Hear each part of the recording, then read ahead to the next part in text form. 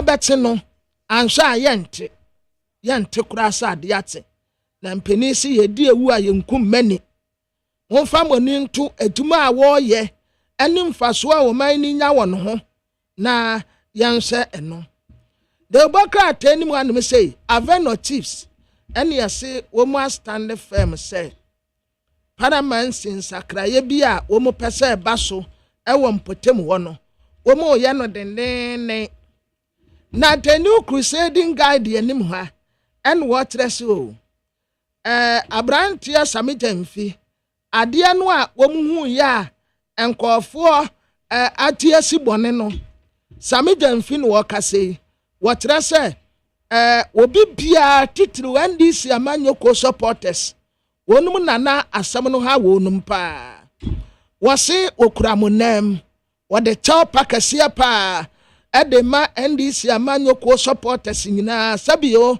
empenisa unsemu ade a ene yebumu anya adene bone so aha na wono wate wono wo ahe ya wode ahe kwa akoche ehwanum kurampo obaaye efe yansa ayi akoche akọ gold board hoda Debbie oba ye mi nko yesi ehwanum kura no she na she kura nsende ni wo yesi first mponi afrend se PMMC ena yasi san wa ye no gold board wa afa kura no wode gold board no eye minim se eye a o ma hyedaye na PMMC ne de se da so efe na nsakra ye kura no nyina no ma ye no gold board ya ye no gold board efe kura na nsiesie ne ayi kakra nkre ba ho na social media so say Ibrahim Maham wo de ne bebata ho no nso firi he ono kura woni wonam wa wo pen aduma pen investment e di aba na mudi na we nam ha efa so bi ene so enti samidamfi ese wo pa wo no mo cha wo mu emfante no na wo mu nta so enya atembone so kura sabi kind guest sane ye frɛ no ɛna enipa bi ɛyɛ ya ekoko wie baby a ewie ye papa so opa homa so nya nanum de na ye ne yie mu a anya hwe monfante no Commonwealth for lawyers and women fight JDM His Excellency John Dramani Mahama say Chief Justice no awa suspending one omoja CDM for asramu Mahamo sentia woman asramu ne say was COVID-19 levy no still eyes one scrap boy into one shana one scrap one so infri Ebusian for mami emfa the custodian da ubokrata no the custodian da ubokrata anopay was money swine Sami jamfi no was $3 go agrada so no enya asem ketwa the Ghanaian the custodian da ubokrata and ode e wasam aba anopay CDM or say wakika bi the chairman panyin Mahama say o kan ayi COVID-19 levy eno ho asem U10 no eno so the custodian da ubokrata akamu asem ewo aha afa mama mfai was we are watching oh yehwe se de musi toto neoma we chief justice ho nsensem no Commonwealth wo mo lawyer for no e na wo mo ka chairman panyin Mahama se wo ma nani na ho e wo ne wo ye ne ho owura dubu ahe o se e wo se ne nsem no hwehwemu a emu edo asukọ no yetimi wura mu pa we eye owura Kodwo Asante e na ode asem ya to dwa ama the custodian da ubokrata no pay wode ho ensem aba na tele guide yanim ha wode samijam fimfoni abetoa na wode nana agrada ansomfoni abetoa na tele guide de no akosia nipa ne so wose wo opacho nti ye kan kura nsanye ye wa nti yentaso tele guide ye damase nyame nsiramu maya de de sesamo ya na maya de pa ye damase na ya da daily guide fu asiwia na de bokra time de toaso aye dubu ahe ya se dubu ahe atobom na bomb wa watu no ya se arate ya kasa bomb wa arate atase wa woto ya no apete etese wo shefre mu etese wo frɛ mu sade ya kres no ekosia baabi na se broma no enso te baabi a saa bomb no a oyi ano ode na no ne se aka ano no eno ya se yemfa wa ya na ya anya se beblast but tisa wo de wo se enti wo de wo se etu ano no se ni firi wo no pe no ato class ni mu otutu class ni mu na to ho no mo pe na blast abon se peja class ni nyina kwasoro. It means the bomb has rattled the class. A rattle class ni nyina kwasoro na sand wo mu abehwe no mutim eno bi na ye ka wa he hara katiza mangono on our advocate deeper regional trade afe yase mema yakaso wonkwaya fertility test ya wosuro se wosuro se obekọ na doctor bekata ne se anya wo yire na problem ni free no ya wo a enti mema bebre o kata ne se na wonu tifie bo na yire sobo na wo sori a wadidi ahomfa anyanyin nsan wan so bese kwaya test ni bia wo so wosuro rahe hezi mate doctor ni en wo ka sei na soko project no yase asopa se target ya ayi obi akura anwama mame fa chronicle da obokrata no mra chronicle da obokrata ena Salom Diata wo ka cha African leaders say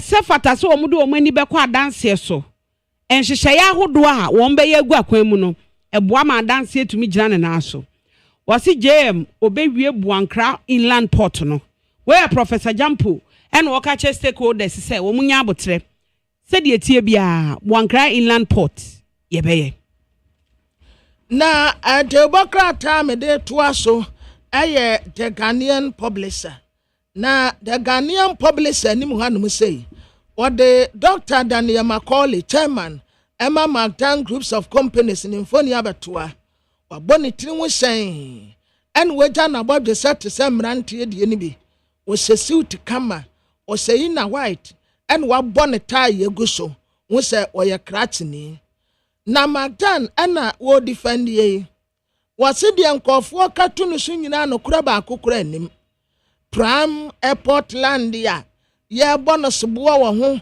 ena ye di asase ana asase dawo jana onyira na nimuntama asesa bo bi ora no beba na wa bebisa obiara bokwa keyi na no asase a edawo no mu a wono di aye natuma till now ena kwansini yasemo di asase di efiri ni nseme wono watrese wonya mfumsuo bia ewasa asase no ho na democrata ye friend say Ghanaian publisher ni mu ha Buankra inland port project no a wo mo ye no eno na chief executive officer Professor Ransford Jampo okọ inspection wo ho na okọ inspection na wo hu se the project na okro no na eye pa ne age ho se the democrat enim ha or the chief justice Infonia Betoa antara be senka me ye DJ enanka me bonwom a enka eduru hanu a me de betu loop baby a moye ne loop no na nka ye no antala be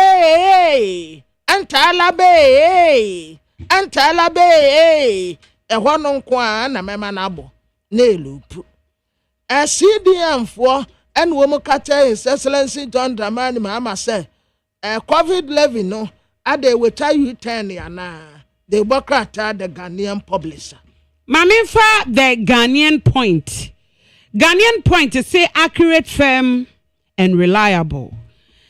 Wey aye Dr. Nig Danso Abiamo Ajeyi and Dr. Ernesto Fori Sapon. Abasobode a Millennium Excellence Award sebo wo mo no. Ene wo de ababetu animu ha sei. ye pa etitiru mienu me wofa baako me papa baako edi wode ehwo asem aba beto ha sei na wose senseless lies we ye fele scratch ofosu ana okeka bia kire MPP efa mampanyi Mahama ne third term claims ana se so oba ne mprensa so wakeka bia kire omo pa IGP no oka kire abato komisa se Ablekuma North adan say monhwai na monye na mfiri ho na sade ebeya ebema wo madwuma wo ye ene bibia atumi akoso no say IGP wo mo bambo ana mageri yes it say IGP provided bambo na 3 police stations no mkoye by sorry one year collation IGP no mom Christian teto yohunu na e ka kire yi si say onfa ni road map mra sa ubo ukesira ne yeso awo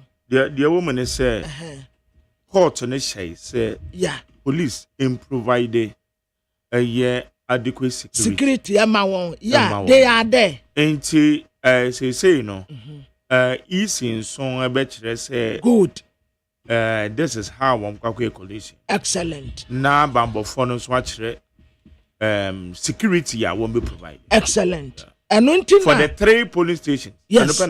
Enuntina IGP katre EC say one the unfunny road map emra say bia stations me ensano aka ye pese ye kan no ye pese Ablekuma de no ye kɔ hɔ no mo twada anopa no nkron edikosi anwumere no nan na IGP ne mrante enso ede won sese atudwa anopa no go to anwumere no nan de ade omo ye de asabi omo kokan enti ye be ma protection okay ye firi hanom a ye kwa ha ahanom nso ye be start to say ne de akosi say na tese wahu said the road map tie na watumi provide with security ba sa wonfa on sese ma ya omu di omu wo ho se Ghana Police Service enti IGP na wo kata ne se na dawroma so the road map eba omu benya bambo no a omu open akosia so atia Matias enti the Ghanaian point the Bokrata no na wode ensemwe aba na ba kwa wa ha na oche se ora afanyom akense se ne wo jai amanyosem obekwa akoye osofo obewura ministry mu Antonio a obeye osofo cause otonyom pa okay nti se ministry de ne fa no ewo ho bebre but obetumi ayo osofo nso nti eno so wa ha na monim second promise one nya artist of the year no we TGMA 2020 26 and 25 at 26 so mo awards imum de asa nipa no agigi bie no ana me nana mente ase kwabra wo nti ase na wo follow omo unim omo nyom ana menim se this time around as a fashion no amma papa wona wa hu ai me share from A to Z fashion dey na wo kan samba ntade omo che kwabra wa hu ana akosia me hu ye se me hwe na sa wo hwe ya nye nyina na betwa mu ma hu ko social media no so na ko hwe me fa bi nkyira wo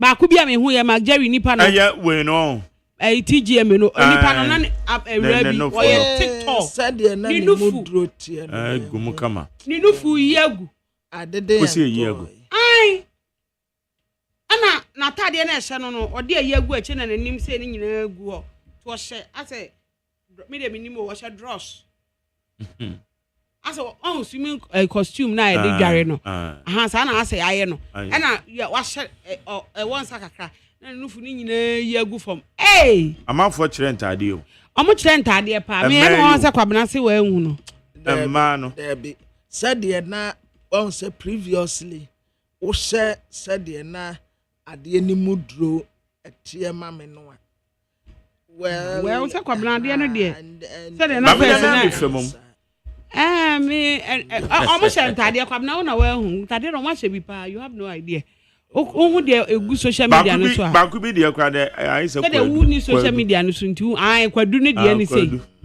banana banana we ba ku bi so say akwa bi so na yes your friend Kwasi official say dey ono no o sha atade ehye ni nyina kata ne wakata nani ana o hye so okọ ayi asa eskimo black visa. Aye. Ena ntade do mo shebi. Ena yi na akua. Na akua reya. Ghana ha ne ebibrem ha de ye ka obi odress pa. Wo se da boka dress. Na akua na tade no na ye de se remote so yi bi hwem na etwa ne ho wo ne ho. Eno so na trend pa. Eno so ye kama pa. Yo.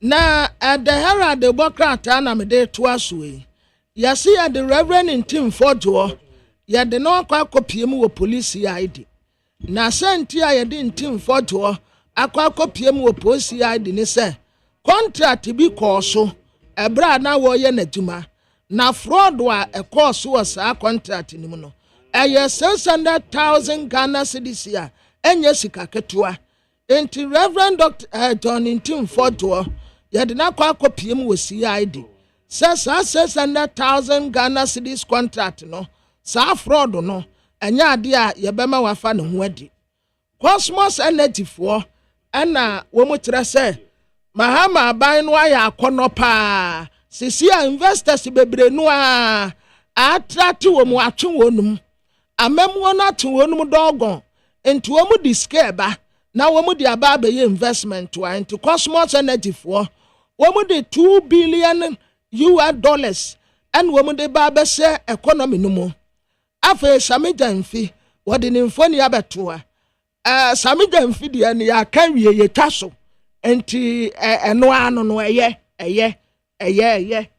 nka bio eye na eye no to ntan ya de bokrate ni hwanem say wo wura bi na okasa say Africa asaso mu embrace structural reforms ya ebetumi anya stronger integration ya ebetumi aboa yen abrantie wei yeso ye student ya osua optometry ewo KNUST na school fees nwa ya de amanoma wote atisa yunimunwi enti abrantie kire se what school no obewie enti wasese pie water ewo pa mu ene wodi tina traffic mu no woton wose ha wobeton andi ahye ne hu school akosi so obewie atan so obekọ akosresra de so obi hu no mobo na so obeboa no nso a obeti na wa tu but ubo okashira ne yeso awonti ono anka se topia water ewo traffic mu said ye be ya obetumi adi ahye ne hu wo school the Herald the Bokrata Mami for the new center now the new center and also Commonwealth lawyers womu demand say Chief Justice suspension no womo ensesa no na Margins ID Group CEO Moses Baden and was Millennium Excellence Awards no wonya abasobode emiensa Ghanaians yes Ghana de share no yeah 2024 ye call American embassy say ye call visa no was say bebre ni deny womo ya ma omo visa a ombetumi de akwa America man nim na nso omu kika ska omu nya ye visa fee no omu gigi ye nyina no na $6.6 million eno kwa fimpinu ya duonu nan kwa eno omu agya ahye omu ataso a omu nso omu afa visa na ama na wase sidi no de sese abegina ne na so aye kama enti ekoso no ebeye kama enti eno wode ho asem aba na adebokrata me de to aso ye insight ya na insight ye nim hwanum se no wakyese ayawa so wesuwago violence ya a course no His Excellency John Dramani Mahama etre se ese ye do asem no mu asuko eni kwan se ye gya no ho no sa se asem a esi ye kwa akoto abakeke na ye kodu ho no mu a send ye mrantie bi ekuretuo ede mask asesese wom wanim ebetin samone basa wo ho na sa time no na mask no aye de hye yenim no na yenim ne din efiansa ye hu se azugu ene techre ntisisi aba ye ne din ye frɛ no azugu mask na yesi azugu wo cooperate na oni ya na before gusu a wo ye investigation kakran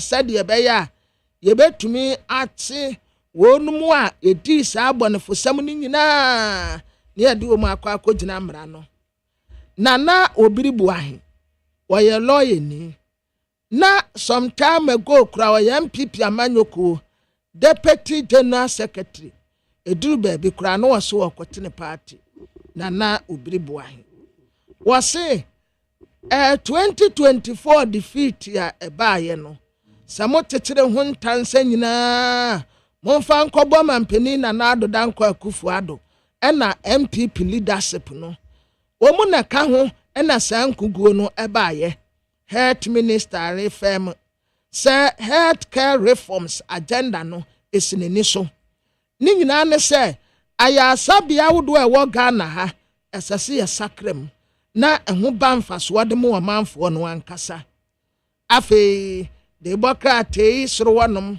and what say a progressive Latin American president Astom Moscow na we a historic parade ya ebi kurensi da ewa abakosemu na de bokrata your friend say insight anymore and what say NDC amanyoko supporters bi and womu srempenin force said you womu say tete wo wura magdan no womu nsan womu ntaso na womu mpe kra di womu de ya magdan no womu ni nte ho baako kra enti womu nsan womu nyai na magdan ne ho nto no Mame fa Daily Post de obokrata no wose first lady Mame Lodina Mahama ena wo hye ma animonyam ena wo ka ensem de kire ma e wo Mother's Day eno ho asem wo de aba e wo the Daily Post de obokrata ni mu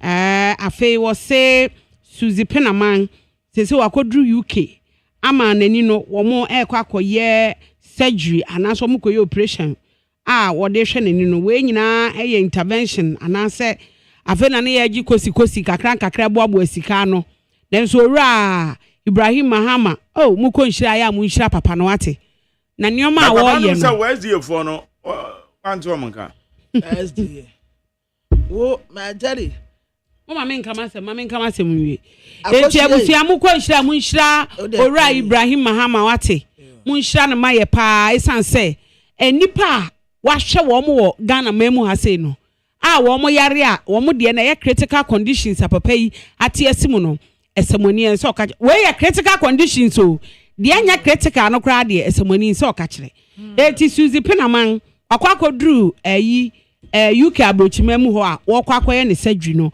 ora Ibrahim Mahama afaka ni nyina wafaka ni nyina enti aya mommo mpaye ma no na Nyankopon hia na adwuma so na woma na hoden woma ne nyini nche na wonfa mmoa wo mu a enibie afei kwabena ubetumi akasa akosua ayi Kristofo a ye wo man mu wa ho ya yira ya botaya Nyankopon de frɛ ye no entina ena ano a second chance na wo mo se o che skadiama the church members ya omu ejetire wo kantamanto akosia edie nyame sompa na chen the second chance papa ne ye no bisa se ensore me ama sore kan Pentecost ye church members sen ye frɛ wo nu mu a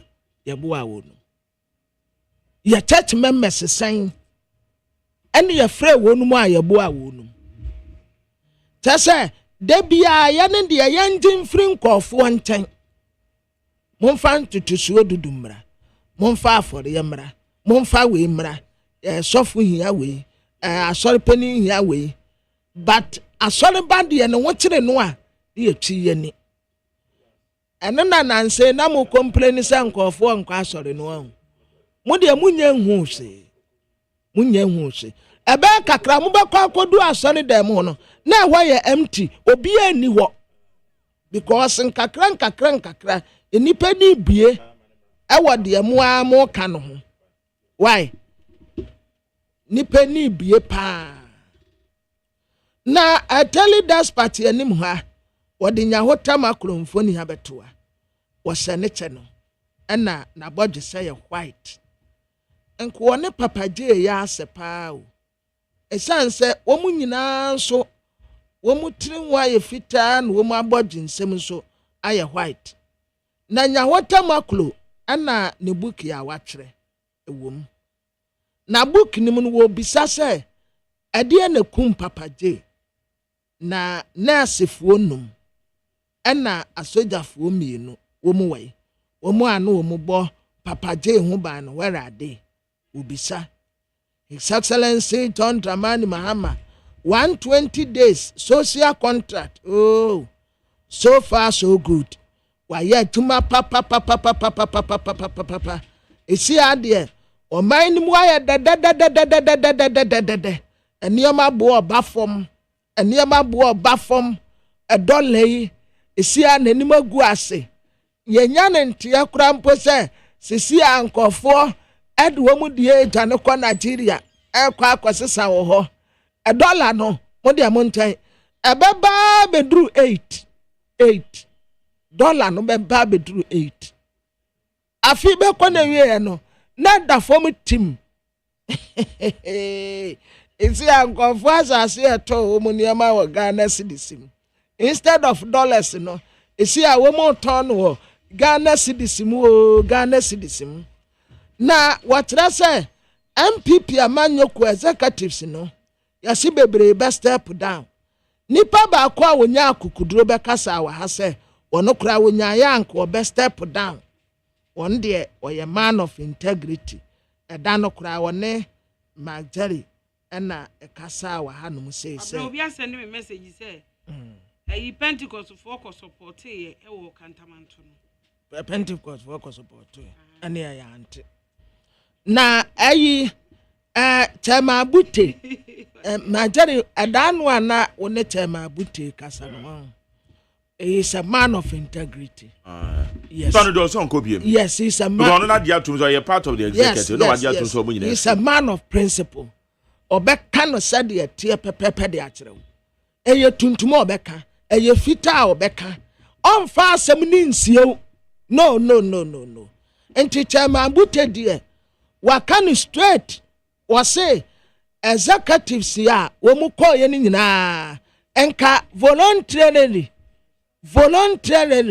nipa kro no anka sakura step down wonu se nko step down en wo mu kata ni se ja wadawroma enkofo na to abama enti nya abotre na wo time so a wakwa akope oba bia atre en wo se wono eye na ni wu kura so obefre no so wo executive because womu na so a party no ekobo no fayi ase womu ti nkuguo no nso na enim guase ti wono Chema Bute sei watwe no ho executives nkaye no nso yesi womu expect se womu nyina be step down and say magumani mu ase IGP and work catch electoral commission say wo dey fa road map bre ekwan be fa so a ye be ma protection no woye ne ayensem de ehia ne se yebehu se waye ready oya ne ye ne yekono akosia mama fa sankofa say forest mining akosia because sankofa no hono yene eye deputy director of elections at the NDC your friend Madi Jibril na ablikuma not any their IGP culture EC woman na ye major stakeholders amanyoko for MPP NDC yakuna ni ho komo Madi mache mejo so magere na tse an oben magere me adomeye ye de nyakopa ase say ablekuma not near IGP akache EC mo amanyoko fo mo so ma ho bo ane magere ni ka mamentia witi fo an open ofa ye electoral process ara ye elections mra police any kwan bia say wetin direct electoral commission say on fa roba fembra police any kwan e wo ye law go say we direct easy for time road map brand na me be bound protection to collect result on say ko do stamp pensu ya na obi ye na djuma yi and idea bata and I'm surprised say elect IGP akata atemwe But because of that issue, the NDC as a party at trauma IGP say because GDP say boss money tete, more control, more data, they were not able to tell the truth. That is why the police have gotten to that point. Into Jamia Adoma in the 2:30 p.m. Yeah, IGP based on letter number the my say Okay. Now, Sadia Woken, police said to me directly a year electoral commission. But there was a court ruling indicating that police provided security for some 3 police stations in Monkoye Collation. Because one say one a form enyo ewo amunyina dance for. If that be the case, and yes, I say police in a year. Say electoral commission no more who the say 1 more year.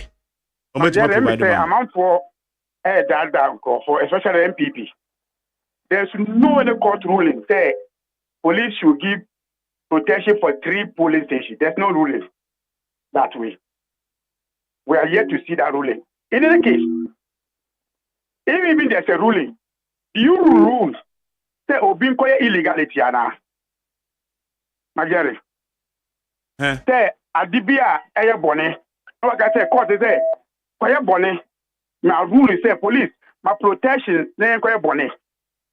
Bone ne Okay. The issue is say electoral commission and elections, you know. Only 116 polling station pin sheets. Only pin sheets. Now only pin sheet of election braswa, you can collect results. Magere. If they need pin sheet, even 3 no only pin sheet. And could name collect results. Problem now you want to know. EC any. I'm telling you, they don't have. Because Dr. Sribu Mitieno some time ago, Amanika said they have the results. They don't have pink sheet of 116 polling stations. Electoral Commission. Magari, 24th December, after all these problems from December 7th, 24th, now you say all the parliamentary before swearing in. Okay? You see, actually, by political parties, let us say, constituency may not be a problem, no. I was saying, any court assembly, but the way to resolve the issue amicably. In the 24th December, say, meeting 26th December. That 26th December, no, anopa. And now almost any document say, Yemfa pink sheet original. Of 37 polling stations of Lokonono. And 3 polling stations for Dominico Abena. Yemfa summary sheet and come home. Never share. Yeba, no. The catcher almost say, if the catcher is the first day, these 2 polling stations, consultation come out. Omni pink sheets. Omni be PR. Into Amaya watching that. But say, will be beer, Yamfambra. Magari, the catcher almost say as a party. Dominico Abena was scan document. Electoral Commission a catcher or meeting say when you scan document, I'm fine Juma. What's you? Because a scan document and almost year completion of Dominico Abena until almost cancel it. No. And say a hard copy. 5 minutes within the time. And I am my officer, Eddie hard copy ni buy. Eddie hard copy buy, no. Electoral Commission say a hard copy na Eddie buy a print sheet, no. I have faith. Into a bed this on Bedia to move. Magari. But I remember the card, you know. Once you and Dominico Abena to which means they will declare re-election, you know. Omu can say, oh, Omanya, Omu booklet, you know, Omu T, the hard copy, minima, you know. Until now, they will use that one to complete Dominico Abena. However, Bakubi or Omu no nipping sheet. Until you complete any 2 are there, you know. Over Kaya, they declare 1 polling station for re-election. Bagari. Yeah, and then you Dominico Abena there, no. Omu declare because you see any pink sheet. So they declare rerun of the election. Now, Ablekubanov, you see any pink sheet back on. anything yes share was at the same meeting no abubakar north and way no MPP can say almost scan document and as the move copy the most scan here no move the hard copy back down you see MPP who say questions say be an omni answer nti una dey amoye and amujani court say omko apply for madomos that to compel electoral commission to come and complete the process and now only say who application no who to be you are no who are you call to be you are no me what magere so EC came now to meet MPP what do you mean I elections me need big shit but who pay shit be no who are you MPP no me you should declare result amount that is what any the scan document and now would be yes I do that 3 way I'm going to do 3 na magere unim let me get a share 26 and MPP free meeting in court. I'm going to have a problem with the train, no? And then easy. It's time fair you bill. Because I can never IPAC bill say. And then the method say, oh, yeah, you elections, I call it 3 police stations. Police about protection. And the me can say, the mentor. And me say, we pay for I'm brief in the money. Because you don't make a block man off. Because there was no conclusion. The better can say, only one necessary information, no. It's not can say, I can't train, no. Into on my fair political party view, NDC MPP on the 13th of May, sorry, on 13th of March. Say, yen betcha, Nancy, I catch your problem. My dear, the Koshia, NDC, me deputy secretary, MPP was presented by Ablekuma, former Ablekuma Central MP. And the MPP constituency election director about our meeting. No, they share a meeting. When they brought it, we told them, say, you cannot rely on MPP's alone scan documents. And in fact, only me and I hear explanation that you see my home. I'm catch that say, I'm got here MPP. No, they say I'm presiding officers. Yeah, election December 7th. Yeah, almost every pin sheet, you know. On phone, so almost scan document. And they use the scan document of the presiding officers to do the comparison to make sure say a correct way. And to be sad, boss money say. A couple election directive say presiding officers and scanning documents on the election day. Now scan here at the very day. Almost see Marabi and Yosa. Two, Mr. say. I'm say presiding officers in our scan document on the December 7th. Why did they delay us after 3 months and some kind of more scan document? You understand me? Because say almost scan document that day when you say they could have come with the scan document and say you could be a scan way into any of your phones as a presiding officer. But at the afterthought, a MPP and the edit scan document now more movie. So we want them to prove to us yes, sir. So at that meeting, okay, they will get back to us. From 13th March up to date, in there, you can try and say, I got more can and I got more can they didn't write to us. Then we wrote back to ask them again on 17th April. Say, yeah, be someone, you know what, yeah. Musu metre bibia mama come back to us after that one can bibia Magere and also sa then again on the 30th April they start throw for reminder that the movie fear issues in you in fact all these letters me know can say with my boss soft copy and they submit hard copy in all the letters you know the bossma tete Mr. Balobio omi na mu receive and omo trauma me say omo receive they will get back to us. Magere, on the 7th May, now they are going to meet police for them to discuss about the collation. And to be fair, bossman, and they have money from my you say and solve a way for the future of this country. Now, why I say, answer my can so no right to us. You are going to meet police so that they will give you protection. Are you sure that you are really wanted us to solve a problem? Bossman, catch me say. Omadi tobo me sorry. Let us know in 20 minutes time. I will give you your better amount. On the 7th, on 1 year. On the 9th, police here press conference here. And I mean, say, bossman, you say, bossman.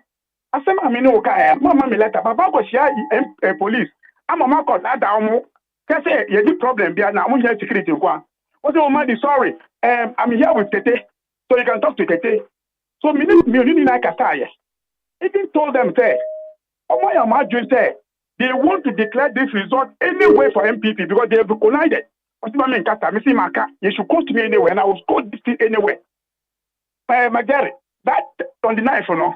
Or say, you let's also enter Mr. Namau. Now, your iPad crap, and Mr. 2 letters. We know, can say, first man sending me iPad meeting invitation. But later to respond to our issue up to date, they have not sent it. What is NDC running away to respond to us when they intentionally call us for solution? Let's just say, no, what's the information that we hear here? Information, the meeting here, no. There is a question. One, how much legally? If I know what you use obesing and scan document at the collation, how would it be? Who would need to know? How do you do? Two, what say who use presiding officer on scan document? And I'm going to say, about say in their rule, election process, the Benoma directive say all presiding officers should scan their documents in case there's a problem, use it for documentation. Three, if they know, say, scan documents, why did they request for hard copy for our first meeting? Okay? They have set the agenda. They have set the rule. But why are they breaking the rules? Makidare, Mamin can't say, oh, I didn't know this is difficult. Say, you're winning and you're winning to the Ekasa. Oh, election, and you're in that some one. You need to have a precedent that law can defend it. Say in there, yet consideration. Once a pink sheet after at the polling station, Yanfa will be pink sheet, Empire Collation, Nema will be declared on his daughter, either for NDC or MP for anybody. In the future election, what people will do, and the back of pink sheet, actual result at all. You talk about the collation, or best share of motor pink sheet. No one in the stand up, but I said, we should be getting collation because you're a bidder. My dear, if you start are you sure there's been a credible election in this country? This is what we are calling for. If I use we may even not get to this point. It's a dear AC. And people say, oh, I'm with the ASU. And this is you saw my scan document. The catcher will say, I dear me a district office, you're wrong. And that is why Dominic Abina, when the returning officer use only NDC pink sheet to finish the 3 police stations. So in the same election, Obi here Baku wrong. Baku ni almost a. So we as NDC, we are saying that any collation Obi pink sheet you see any beno illegal. It doesn't matter whether it's NDC, it doesn't matter with MPP. Unless they are saying election in 2028. You can now rely on the political party's pink sheet alone to declare results. And we'll go to that point. And because in you cannot use one pink sheet to run the election. You can't use it. More especially, the EC, want the pink sheet. And the agent, any pink sheet, one trying on your BPR, and so. But say, party, want the friends and pink sheet. Then EC will not use it. Okay?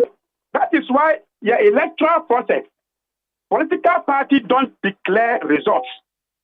He announced results.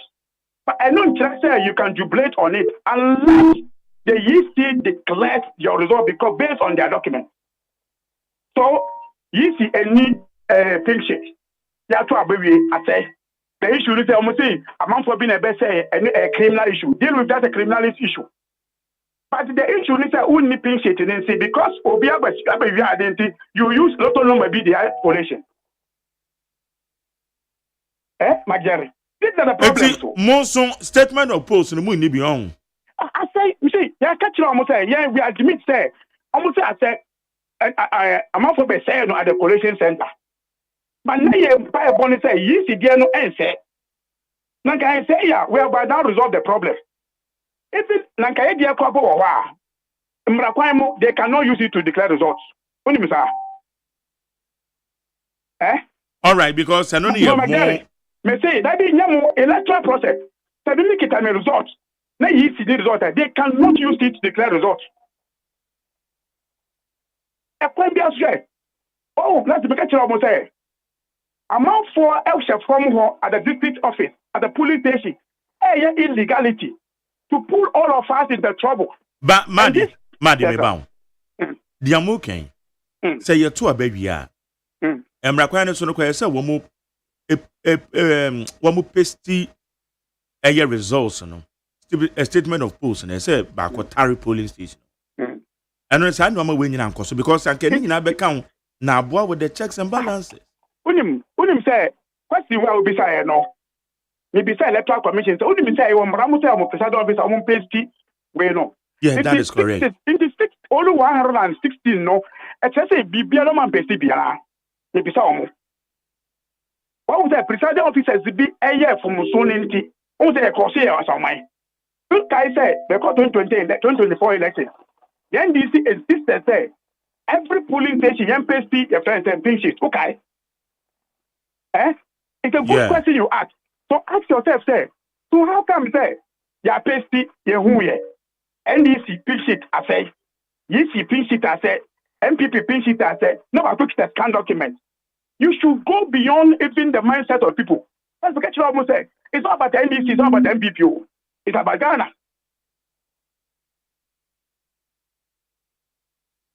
Say, how many police stations near Kanwasem? Is that correct? On record, EC doesn't have print sheet of 116 police stations. And then I can wonder me a collation. I don't know what you have to. And I'm going to see the illegality occurred because where the NDC at the ambassador, maybe they use media. Let me be so okay. What do you do by no? Maybe more 5 go have, but the media yeah. Do we run elections on the people's on democrat? So if you who are no, we 7 free district office at the headquarters. What is there? Yeah, parliamentary EC office and I'm okay parliamentary issue result issue. But almost illegality of W. Kwabina any public one for no. Only among the 9 points of their promise, where did you illegality being amount for etiquette by the area or district office, and to from the headquarters. That is why only a somebody where they count with this canaba, and see where the photocopy about, or my do stamp and pencil. That is where the problem came from. And I'm saying that we can't control any elections based on patapa. We can't. I have an election to run again in 2028 and beyond. And I want to come and stand and make my say, precedence way or the reason why today I'm make I say the big sheet and you cannot collect result. I am Magari. Okay, say I could hear in 2008 elections. Police stations yeah and our big sheet say okay. Year 2008. Do you know say running elections or that time NDC our pink sheet. Now, when this time around, Momo Prince, the must say, most somebody has say. Me say, it's irrelevant. Oh, and there can it's irrelevant. You can call 2020 election. They did a result by a result like it. You see, from Mudiamba, they told they cannot speak to our results. And I'm a there be 40 days. One which there besides say more figures away. And I'm saying figures, no, their own figures are easy. And I take a try say, only figures no kind answer because we use pink sheet. If someone say a pink sheet now more ever go no for they can stand on it. Anna, maybe say most of what Diana say na. Because them say I didn't buy no. That's why the MPP come some mask and come some money original no. Because it was attack at that point. It me say we should even put in an investigation to really understand how come say 3 political parties na Nigeria hono. Only now we at the same time. Yeah, we are not about to pay our scan document. They are saying but we need original.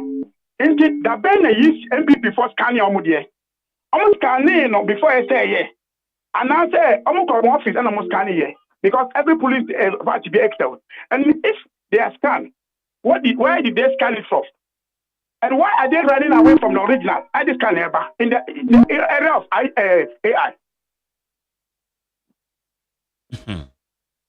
Enti say why ben so and ebefa na the remaining police stations of which on record the yenim say emiensa. What met my collation na yehudia ebeko so ablekomano. On record they make say either 3 or anything. Domiko Abenya omuni pin sheet na ayewa result no they declare rerun of that polling station. Their law. So why are they having two laws two different laws in one election? What are they? So you see our pin sheet, our police station. No, I will not stop them. In fact, they don't even need police to guide them. Eh? It's the MP. Who did me say? Don't be like 3 police stations. When they wanted to do the 3 police stations, when they had a pin sheet, did they invite the police IGP? So what are they running away in there? So this time, IGP in seminar ben because the akoso ablikuma not in the yen ye any sem. And I make a akoso hono. The akoso ablikuma special arrangements have to be put in place. So we are just for. Do you think you accept that one? Enti more NDC for say a dear number per se EC enye. Yamfa Emranye Ejuma. Emranye say, Mr. Dominico Abenya, one polling station, EC declared open the pink sheet. They declare a rerun. Awofu in 2023, not pink sheet problem or EC said me not clear also, we rerun the election. But more example of Agwetia, precedent, law. Because me need document, I cannot rely on anybody document. Because majority, Panese, he ended to this kind document about. Now result MPP kita no 30, NDC and 35. Which one will they accept?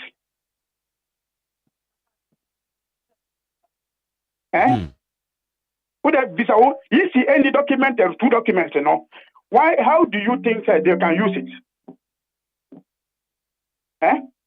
And then we know what say, Magdari. Only say Agwetia issue na yawo no. Agwetia issue yawo for this 2024 election. Only say, ade a friend say, declaration na yisi ye no. NDC MPP kita different date. NDC kita different date. But the God avoid say NDC MPP, NDC ni yisi. Your date is the same. But MPP date now mukita say declare be results no a different date. On the same sheet, and they will call say. So if you don't, now can you go about what you see the NDC correct? It has been different altogether, and we'll get to those issues. But at the American say, you cannot use political party sheet when EC doesn't have the sheet to compare. That is where we are, and we are meeting the police, and we make our case everywhere. If the EC is able to convince us, say, Mrakwaimono ought to be used to scan document of one political party, and I say one political party pin sheet in law to declare result, who will support them? We want them to quote the relevant law so that in the future, the election will be na magijari me kwa election me pin sheet the bana EC ni bia e beti media ye use. Enti mono mo call for rerun. We say yeah, there is a call for rerun. They say Emra. We are not calling rerun because to favor NDC. So my catch mo at the meeting. Me my catch bossman. Any tete. Say, omunju Ghana. Na nde minimum na eti o. O say eniwa. Dey na be jina so ade aka kan ochira. Dey na be jina so aka kan ochira. It's every runner. I see that. And I see I am required so. Now, you say, and you see, but tonight, like I say, It means there will be only one political party. After all the political parties say you see any document, to use that document to declare results. No.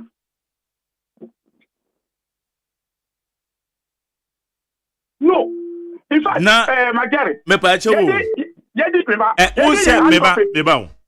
Scan documents now work Is it say who claim say ye MPP for na scan one document?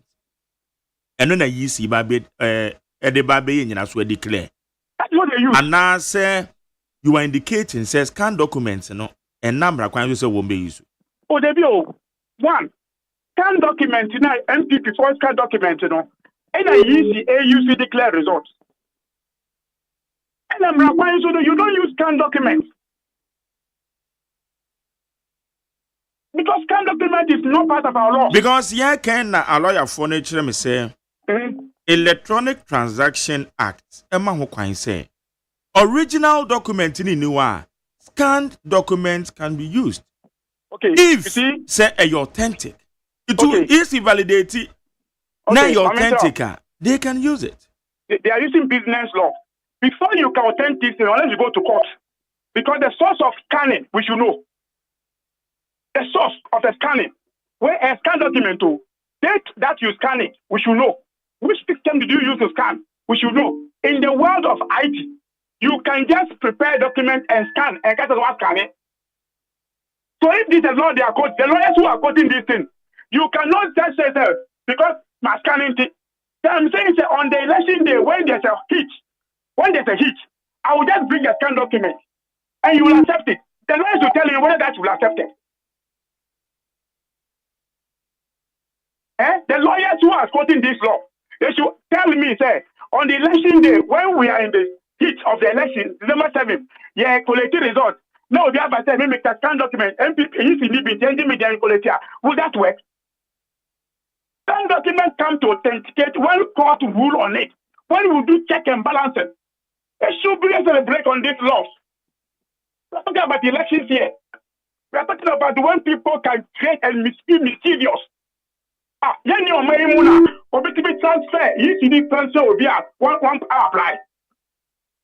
the mention and personal accepted it, and we wanted to take a scan document. But just example, only scan document issue on the day on the 30th March, I had discussion. MPP a press conference, you see a press conference, and release it. And I printed that press release to refer to them on the issue. Mr. Kwan, they cannot speak to my printing document because I'm printing here. Because in IT, I can do anything. On the day I am meeting, the same people who cannot take a printing from their own statement, because I printed it in from NDC party office, so anything can happen. But they are accepting MPP scan documents. That's why nothing can happen to it. How did they check the authenticity of that document of EC scanning? How did they check? Who could be someone? So I'm going to say, I'm presiding officers. I was scan document to be. I mean, say, let us see the scan document of the presiding officers. Let's see their phones. They are denying us. Because I can only accept to see the time, the day of the EC scanning phones. If I can just see the result, okay, because you can have. So the question, Jerry, in the MPP, almost scanning documents, almost can you so.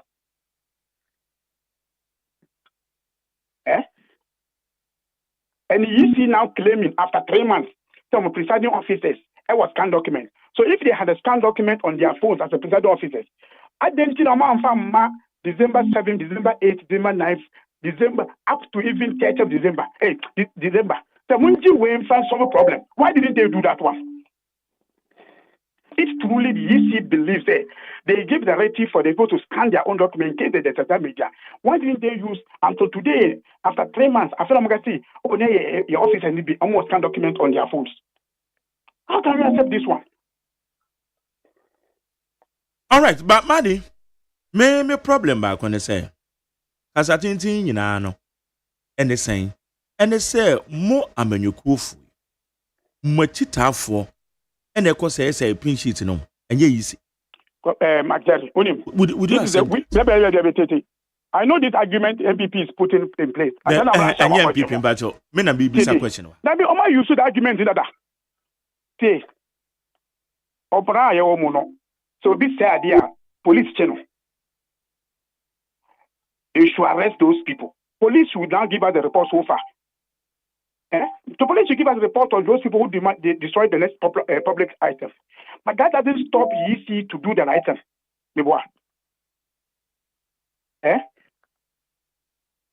Because the business question is say.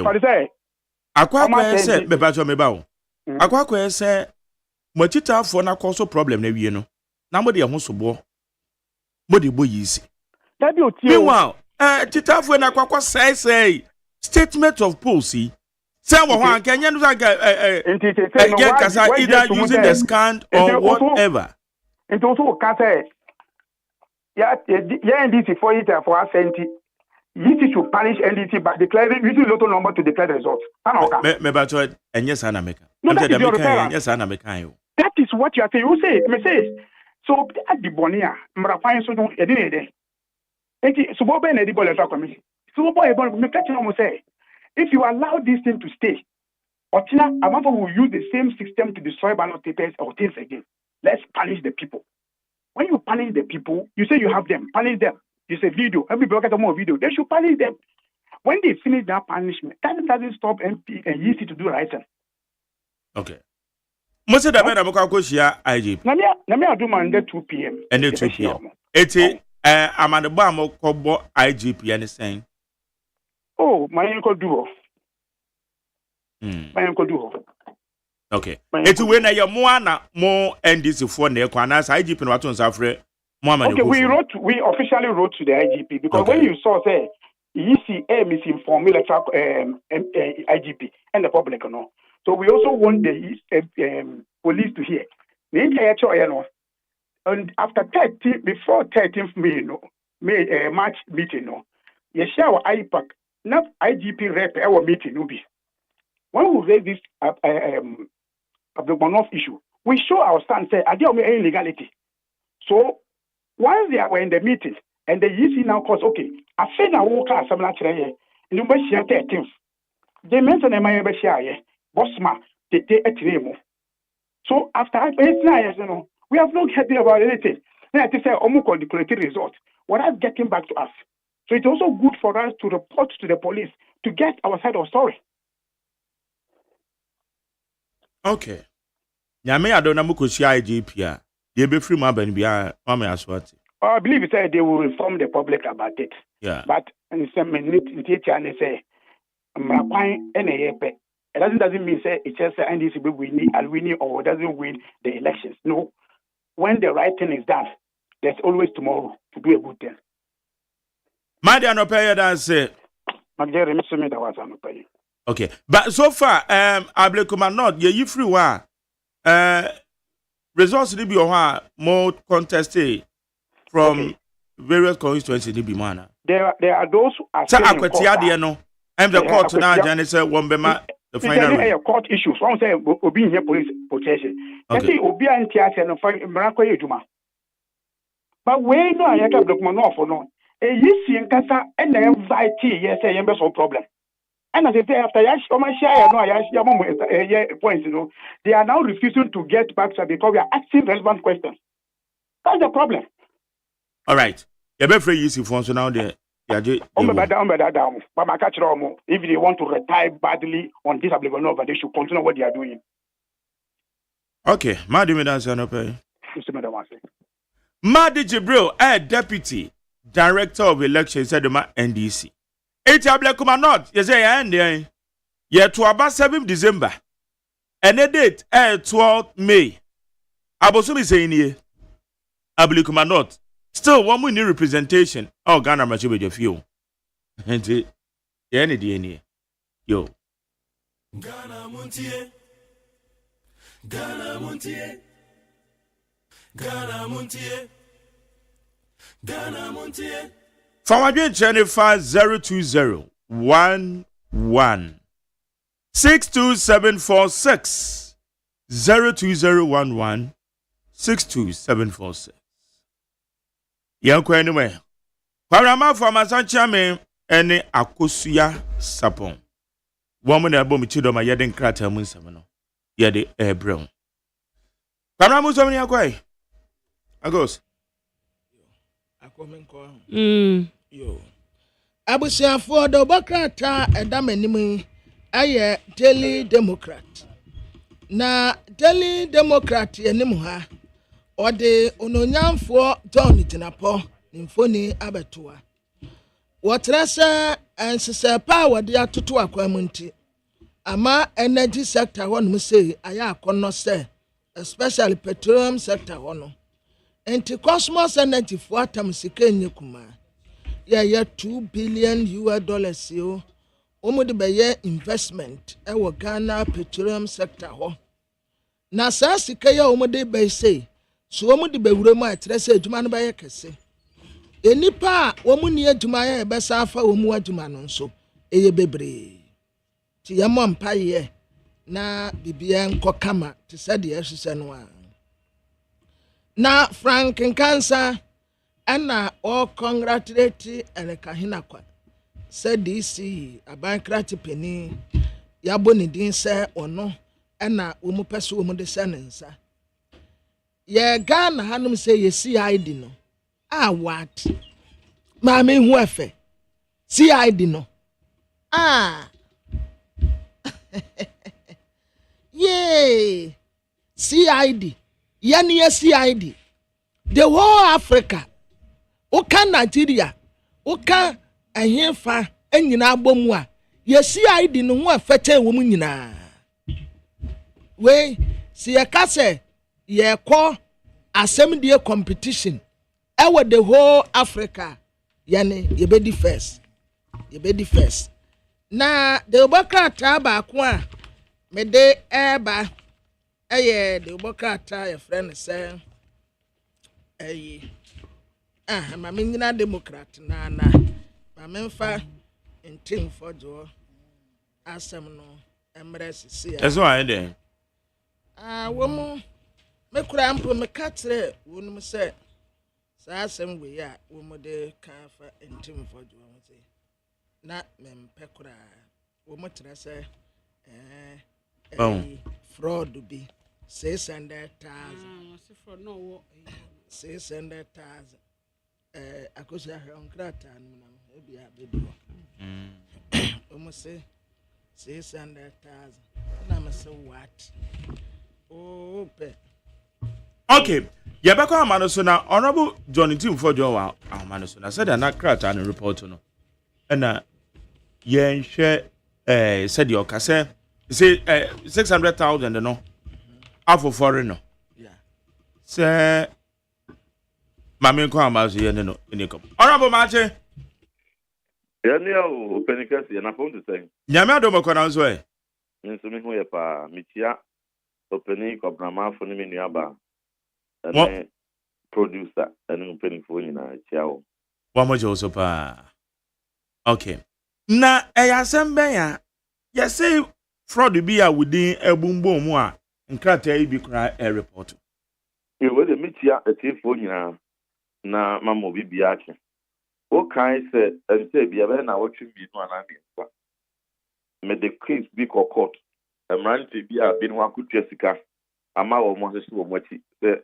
o mon kan sam mu hu fin me no ordinary no ya ma so twen de kaso for de me nyi ho ba se se wudin so na se 1 to 1 amawa obi kotia no officer no kre wo mo kutwa ntro so mako fraud ko fubi makoto nton nyoma makoma contract mayewe omukika na mabebre edugumani mafe WhatsApp so court asla for 700,000 dia bowo amino ka say court chesi wo mo matua wo ho akyere wo papa na no na NDC paper yi so afa akoso no nim se sabi ya oye paper na se obi ebetia sika bi di man se kogu tani bi anu afia ebrene so na so defamation suit no eche wo na akutua 1 million cedis a wanwa wa newspaper company no kra ton pa won't be answers canon kutia.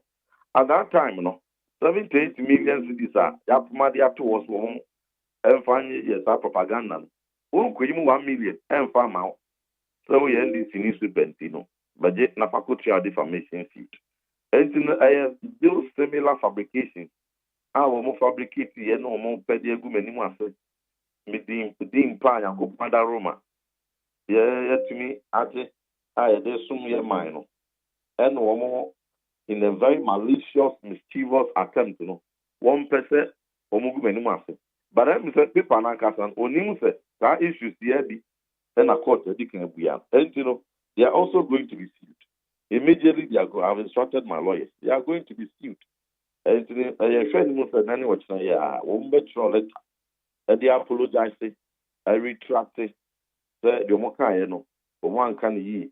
Now, you'll be in a debate on one year if you will publish it. So, more sorry. The Mokai good when you must say good moving piano. They are urging the public to disregard it. Or publish it, no, they are. I don't know, be imagining who said, Mary Drum is suit. One man is idea. A quampa Morano, at this Amran be possible.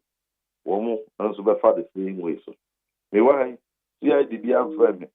Police be a friend. See, I didn't turn some frail. That will be a home. So, because now, baby, now both team natural be said, will be a smart, a good team for your 1 month. A sign. And the Bonia Womoye, I am the Hunokra. Ye man of Colonel, Uncle Sam passes. Ye Becca, not a no matter 2 years, no minor dimpa, aquanim. Not a party busy said, no good anyone, the right thing they have to do no Womoye, rather no map 78 million, a banker seems no money by or more. A communication propaganda, a treaty and conform, as I show much to be, a Becca be a TIA. Uncle Chantrum is Sudia, and only already says 78 million. Well, so yes, you know nothing. Court to Nubia or Megwai Biaman at the Aquacutia. Ain't it a different from court case now? Kogwini, Oh, I very similar because I also was bordering on fabrication. Say, oh, a fraud, and I call fraud, and I call GBB, and Nima Basa. They were the same fraud. Main team for you, fraud, me what time I'm there for fraud. And they will also be sued. So the public is urged to disregard some. So some way more. And newspapers are hold well organic. And woman common carry. Same team for you as a beba. Nanka Herald and Kwan Equa report. Anyway, and papers would dean and Caber report. Papers are a wood dean. And a very important. And then look at all the newspapers, over 20 of them. Obia touching on very important things. Obi one also an offshoot of a political party. Obi being quite of a first of positioning his newspaper, now credible, now for use Herald. How many stations even use Herald headlines for the newspaper discussion? How many news stations? How many news stations in Ghana? Every day, the newspaper review. How many times the crowd? And I'm referred to her. You can scan through all the TV stations and the radio stations that are Ghana. Not see that Niparo doesn't crown a very fair to her because they know what her is. Agenda, Obia person, be anyone, not focus or faceless a year, honor question. But men of whom many months, not own cosa. Else, who face Emran, not Emrano, a day, the colonel, a toy, will compel you to do the right thing. But immediately said, within an management, they will come out to retract and apologize. Okay. It is a say, yeah, Ken. Nipano, woka se bi omususu. Say one person will go hoofing. Not to achieve what? What do I need to form? Maybe what they want to achieve here. But the same Butaya, Sanko Fona, or Elusu, the first case, it may be similar to what they want to achieve. As the one that newspaper is sued, nothing, or more common for first or much then they will tell the court, but I am a dinner so I'm the 8 to San amount. It's official, Obama or lawyers at Rome. Oh, immediately. All right. Okay. No. It will be a deterrent. I'm going to be able to be the what you said for group and be anyone. You're careful, pa. Na hwehwɛ nsɛm no mu yi ansa. Watumi akɔ. No bi ba no bɛka we church we. Na afei so when your headline bi at the cotton paper, the big group paper, the big good newspaper company. All right. And you better say so one be retract here, or my retracting so they are just legal action. And on be easy. Okay. Enti on record CID and to Sanfrel. David. Okay. Now my many quick comment. We can do when you are kuma samedi and film so trendy pa fa sikabia odiama osofo agrada. Na said amafo ka ho asem. Your quick comment on Saturday way. How do you say it? Bonnie bees, and you've been what to be sika. Ebia, Obia Kuchadi Ababeto Abonte. Oh, I don't put it. Maybe yes, men can want some baby because I buy ever power. They'll say, baby, I buy a West Fish one. Baby, a baby, and a coyer from and I think of Emma, a man for who for no month more. Not the ones who are buying for no about. Who are buying, we are buying at the swap. Normally, no, you don't lose the election. You don't, the opposition doesn't win the election. Who are to me, no, the mouth. And see, one Korea, and this is where you have to do MPP, arrogance of power. And then your man, you might be brave. But I mean, this set, name in a mono, who said, government official, ABR, SCM, the government official crap. I'm an info seeker. Will come and say so now also big them. Meaning to be thirsty. Many have some agency. He's a young man. You know, yeah, if we I hope so. She won't be a so near free moon. Obey free moon.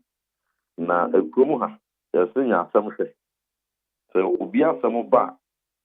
So, the amount for a soup at a tino, every number. But what the ones about hope at no this one.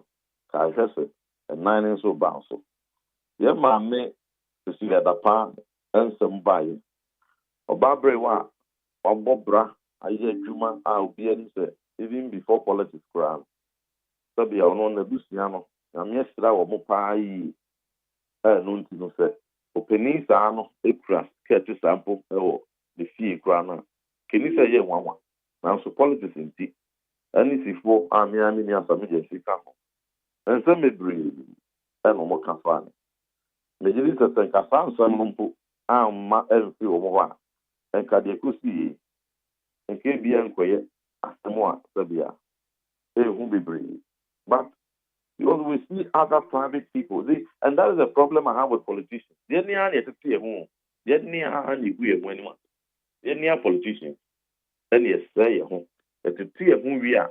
Both private citizens, you know. One more ID, no more three. Because it means infony and the videos are better to job private citizens. If you're a businessman, if you're a young to need, if you're a celebrity, oh crap, cities, crap dollars, no spray. There will be crowd of a police headquarters. A bra, your boy, I get people for reading. A man for police before I say uniform, uniform, a big cash. No more spray. Then answer similar popular. So now so that I'm out for can once be brave. But because a million family a kind a chapel in your penny a mammy to see the power which can somehow and then some more client even say okay maybe great yeah mampany and what as well. I am mampany a good father. Okay, and this is fully na men count on call, and this is fully na a boo. Yeah, mamma, the other powerful at the big crowd for it. MPP mam o mampanino at the big crowd for a ministers in Yanasa no be or share sanitation so cry no way there and you'll be on ways so now ways to be. And they were all not necessary. So yeah, politicians, we should be circumspect. They can't say a course. Na you have to take each other. You have to see a home, you agree a home anymore. We go publish, we are. Danny the yam. And you say, at a threat a mouthful.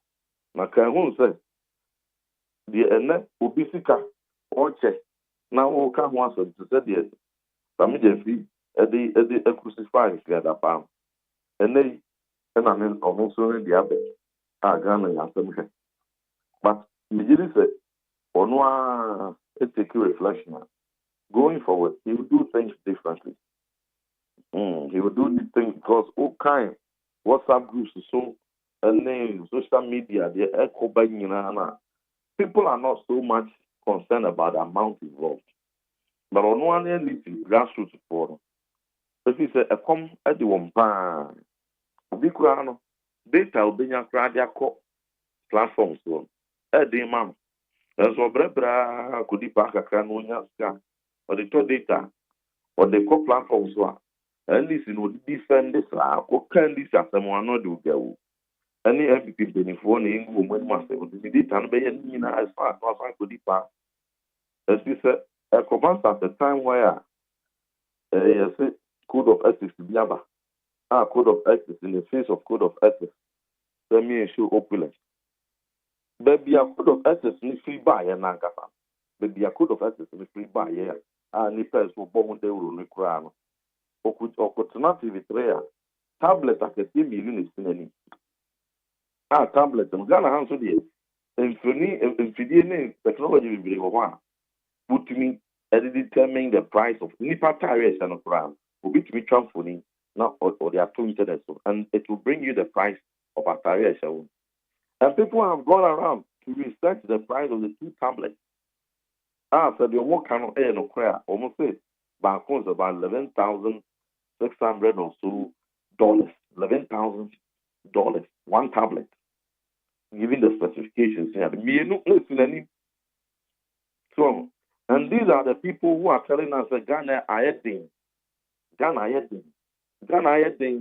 not tablet I can see me, not sabi. Tablet in so then I can't.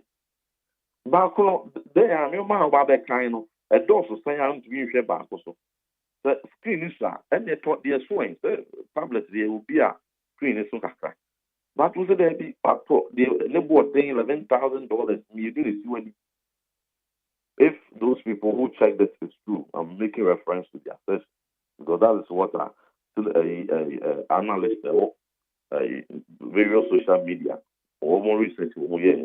So we are buying, and in less than 120 days, Umrans here is show you may be Sanwa. Not I suppose Mwankasa, Monstan be a modigu are buying that thing because a buying that official be uncle toss 2 tablets, Yanko Snelling with TV. A buying that official be uncle $10. That will be good. And you know, the expense that 120 days you could and I'm your air cost of the and if you give yourself 4 years, we are in to see a lot of shocking things, a lot of very shocking things. But it shouldn't be. Somebody it will say after 4 years, I'm buying back MMP because the Ghana where company now travel 4 years to not another 4 years to come one. We are Ghana for that Marco no more day of Ampania or also a contest to be paying in another political party. Our presidential candidate to pay in a major political party. No more also bra a drew so what could be until no that we're trying to pay better. So it is so predicted that 2028 year MPP better about them. Name Omonto Moboase. The answer or area see and Franco baby. Omonto Moboase. titiri minuanom a wɔn yɛ mmeranteɛ no san sɛ yɛn nyinaa yɛ mmeranteɛ ɛna mmeranteɛ nso sɛ yɛde bebree bi de ma wo na sɛ panin ɛkɔyɛ the same thing a the nim fie kɔ anim bi a wɔbɛyɛ 60 years na 55 years the same thing a wɔn bɛyɛ no wɔn na wɔyɛ aberanteɛ no kɔyɛ a backlash bɛba wɔ so no it will be about 10 times nti mmeranteɛ wɔ mu no ɛntake steps a ɛyɛ very very very tactful preserve the name of a mmeranteɛ ɛne anaa youth a ɛwɔ Ghana ha nyinaa na ɔkyerɛ bi so ɔman no ɛkɔtam dibere bi de ama aberanteɛ na akata si a yɛ manfo ankɔ ankɔtwe n'aboɔ so ankɔ raise resistance a wɔ dabi wei osadodo na sɛdeɛ aberanteɛ wei akata si a wei ɛkɔkura dibere sensitive yi mu a ɔde yɛ mmankasɛm no wode wei so kɔ a ɔde bɛyɛ ebia na saa nipa no mfa nyɛ ne saa so obi a ɛnhwɛ deɛ asi sɛ deɛ kɔɔ so kakra yi I don't think that there was a debris, if not for the posture of many as an agency and same be our kind in the past. And you know, I have put you the mouth. They code of conduct that one more president to the Abano. People are asking, say, or the Bayer Juma, and I say a rhetoric. You know, or the Bayer Juma instances of buying and or the Bayer. And I say, why no star? When you be a woman and a Bayer Juma, and a Binimus to the Enya Juma woman swana. And these are the observations that one on one party grassroots of one. But what I'll say is that the Omampani is a lot of goodwill. And you know, the Omopen Ombeya, goodwill on one of the man. Because look, the same Omampani, in the first time in office, I mean, this was the Passan or the Koyo. But you can bring a fine opportunity, sir. My way, and your legacy term. Now, at the Bonibia, I would do the first term. For we, Happy Panina, na the Jedin Pebby Fatu. There's any party dean over there. Na Jedin Pebby two on your last and final term. Okay. For you to be known as one of the best presidents, Abaya. Nyoma Boko form appointees and so they are and then you were tolerant to your opposition party. And that's a opposition can be so we young but treasure shame not in the credit to ya. One clash and so why release you government machinery. Yanko na yanko take yanko public it in your mango when one take one all those things are necessary because the more you do that, the more the truth will come out at best position. All right. It will less in the public officials. All right. Because they crucified Mame for nothing, considering what they are doing. Okay. Yeah, that's a question. I mean, can't you say one two? Akosia.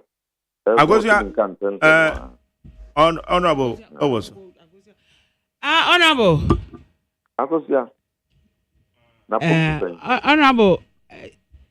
Mantonka. No correct. Aha. Na anantia and round side. The calling in antia. Say my bedroom. You. Any aquaba me chain. Yeah. All right. Honorable Pedance. I'm sharp. Oh, Jones. Yane Honorable John in team for Joe. Measure with your name. Ascend South. And you didn't come in. It was CID and to some friend. And a branch is a medium finson. No, I'm a better MONTIE a man for Kahwasamness. Lesson to public officials. For the Jennifer 0201162 0201162 Ghana MONTIE. Esunio. Ghana MONTIE. Ghana MONTIE. Ghana MONTIE. Ghana MONTIE. Yankwa Yoguson Kratana, the Akamuno Yade Brown. Bobby, Rani Uncle.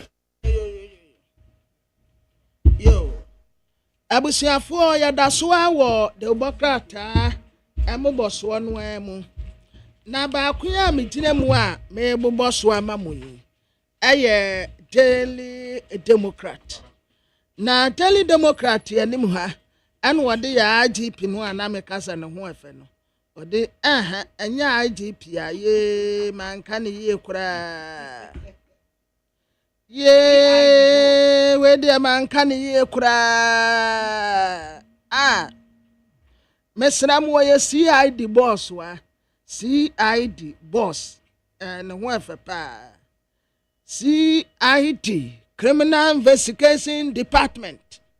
This morning, greetings from Neat FM 100.9. Super Sabakan Johnson. With me, Kwabra Mafo. Akosia Sapo, Manteri Wasajman, and Odame. With all the Despite Media Group and our channels listeners, we greet you. Hooray! Us! Greet you this morning, CID boss, Miss Ghana. And the local beauty contest ya ubewini. Na Magdan, and a Greater Accra region, NDC Greater Accra, na ha Magdan ya munyai. Say your politics na nkofo bi di tata Magdan so amunyai. Etre say munya Magdan no onye na adwuma. Munhwe nipa dodo a papa ya fa wonu mu a wonu mu ya adwuma. Leave Magdan to work. Frank and Cancer congratulate Ahinakwa on DCE nominations. Mayankwa amanosoni ene eye lawyer Gary Nimakon Mafo. Or your director of legal affairs said the New Patriotic Party. I believe come not in sensem. Yeah, yenny. Lawyer Marche. Maybe I turn your copado Mokoranzo. Oh, we have a call. The charity for Chapabrani or I never know what is one more Eda Soma Joso. Na Ablekuma not.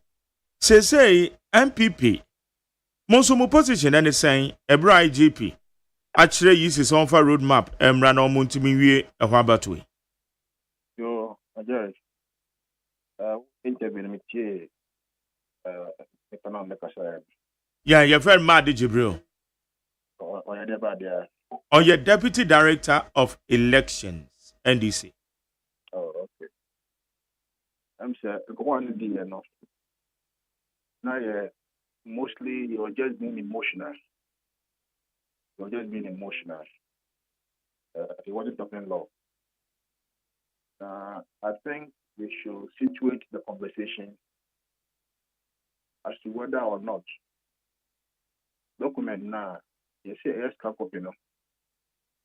Are they challenging its authenticity or because it is scanned and more issue with it? That question, no. I'm sure that I'm not clear here. Because even look at saying but Electronic Transactions Act. But Act 2008 Act 77 whatever. Me found come minimum. The bear chief would say, if you are okay, no, you would grounded in law, not on emotions or emotions. The Transaction Act 2008. But what both? But my check here. And then, yeah, internet system, they can't idea they're grounded in law, not on emotions. Look for your elections, my Jerry. I basic no. Obia na copy. EC dia no I work off. Not to be a copy. What you say? Not to be a copy. And yeah, training and for say. Before you take anything sheet to Collation Center, make sure you scan it first. A scan version is just a copy of an original. So unless you are doubting the authenticity of the scan copy, you have no case. That is the argument. They should say so. But a scan copy is just a reflection of an original document. You are saying that a scan copy is not. Then show why you say it is not. That's all. So what is their copy? What is the copy of the NDC to show say the cry you might make free, you know, and you're not correct. And I said one copy is what I say. So what is the basis for doubting the American? There's no basis. I tell you, court law no, that was section 6. Zembe Pastor will say Electronic Transaction Act. Yes. 2008. I bet your PFA say that idea or they in the electronic format. Papa, unless say ABA who challenge its reliability, its source, authenticity. So I don't know you must get a basis for saying so. It's not just by saying it there. Because the document exists in electronic form, no. And you know, MONTIE. That's why you are not making any point. Making any point. The argument should be situated within the proper context. Then we can all understand. If honorable carefully ask a document before going to police center, now about police center, now what they show original now. Are you saying that you don't accept it? Then the question anybody will ask you is also copy whatever. What's the copy? It's your phone where run. Whatever run. You must show the basis why you are saying that the document she's holding is not genuine, it's not authentic, and therefore not reliable. But you haven't said so. You haven't said so. But you know, I think all that you have come to say is just emotion. My emotion is emotion. Of course, she says, I will say, where a law requires information to be presented or retained. Maybe. But make what say? Section 6. Oh, 6. 6-1. 6. 6-1 or say where a law requires information to be presented or retained in its original form, the requirement shall be deemed to have been satisfied by an electronic record. If say there is reliable assurance of the integrity of the electronic record, and okay. B,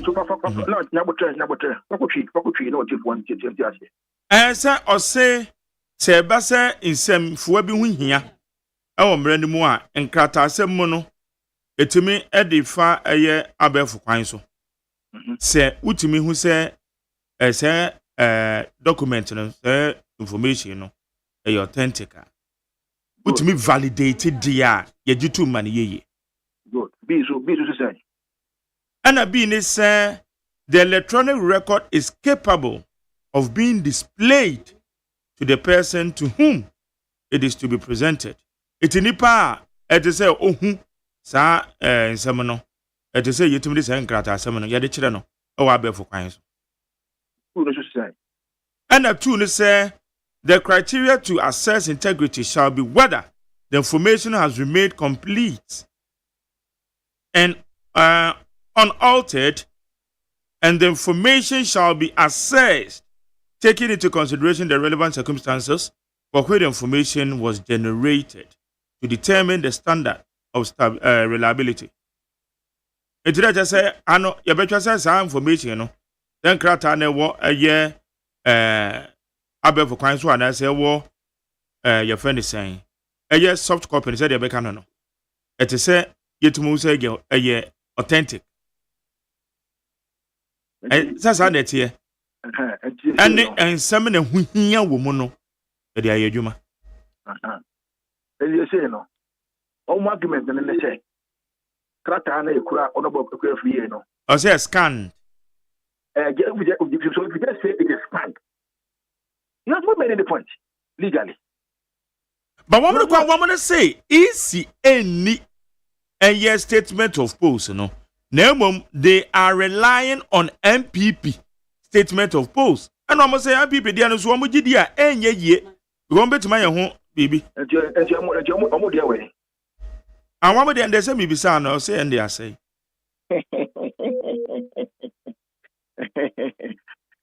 Are they? Jerry. Law. I want to say, as my caro. I say, go for somebody at the go back. So, election, no. A clear free and a winning it. I won election. And I'm so winning it, you know.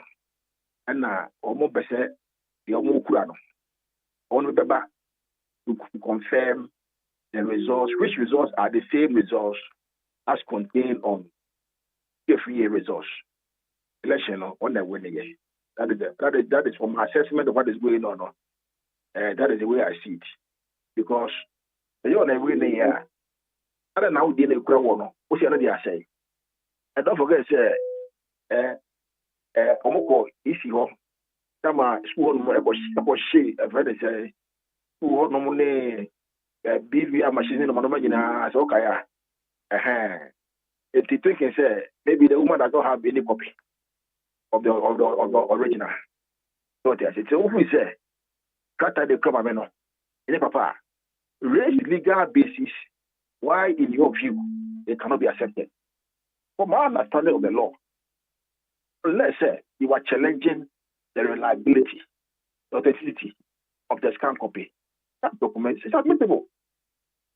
Even in court proceedings, it will be admitted in court. Because several documents, never court one, in some copy, spot, under the Electronic Transaction Act. It may be in soft copy, I call Gitum, because I'm around the time I call Gitum. If you are not raising issues about authenticity, then I don't really see the point that my brother came to make on your show this morning. Only emotions, no be true, and true. You didn't make any legal point this morning. But now go to section 7 of the same law. It's on admissibility and evidential weight. Or say the admissibility of an electronic record shall not be denied as evidence in legal proceedings except as provided in this act. So what you are saying. So what you are saying. So the law has provided the basis that you can watch. Besides, yeah. God no, I'm not the basis are quantifying, but the fact that electronic means no does not mean that it cannot be hot. It admitted in evidence. See, in short, all I'm saying is a more legal basis here. EC cannot rely on the three scan copies. You should say so in a very nice way and not in a violent manner. So, point 1, point 2, point 3, but not emotion. Not emotions. Why? Say more MPP for send my position as far as public are not concerned.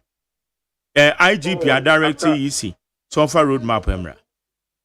I cut three police stations. It's three no. Omoko kambo no mun declare the one na the only flow. That's simple as that. But to ask for consider another elections. And one more calling for a rerun. Why? Because you don't have your pay sheet. And the other person has his pay sheet. And this is the pay sheet.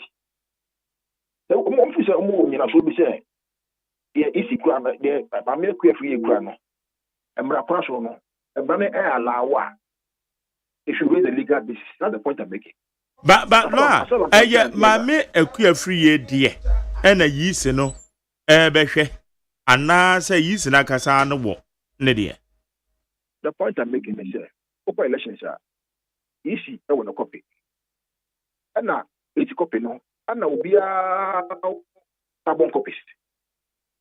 It's one document. It's one document. This document no. That will be a one year. Each party or agent 1 year. So you cannot have 2 documents. It's not possible. Not 2 documents. You have 2 documents. Are you saying then it means that somebody can go somewhere and generate his own numbers or figures on the P sheet? Oh. So if you have basis to show, say, your crowd will be authentic and you're reliable, and have a proper custody, and make your point, legal point. Legal point. You go and destroy EC documents. Or if a EC document go, then you be it's there cannot be any document relied upon now. So you go to where runner. I don't get that point. I don't get me anytime anybody goes to destroy electoral materials now, there's rerun. But my central. Now people know say come to police stations, you're from Bomu. As your will be without adding the 2. Okay, I agree. For the 1 police station, yeah, Kabum. They just the rest in 61 police in this things that happen. Where are aberration? I find touching myself. I'm come collection in me. Now almost station. Yeah. She declare where she went by force. They should declare. I find say I mean all the other areas they go to now. You can see say there were electoral infractions. That's why what the court say they must mandate EC to collect and declare who has won and who has lost. Not to recollect. Because who you collation? Now you don't say recollation. It's about collation. It's collation and declaration because they say who did it? Again, who did it? Now there's an interaction in the process. Now I'm not going to do it. And you're re-eating. You are continuing eating. So the process was not complete. Anyway, so it was not recollation, it was collation.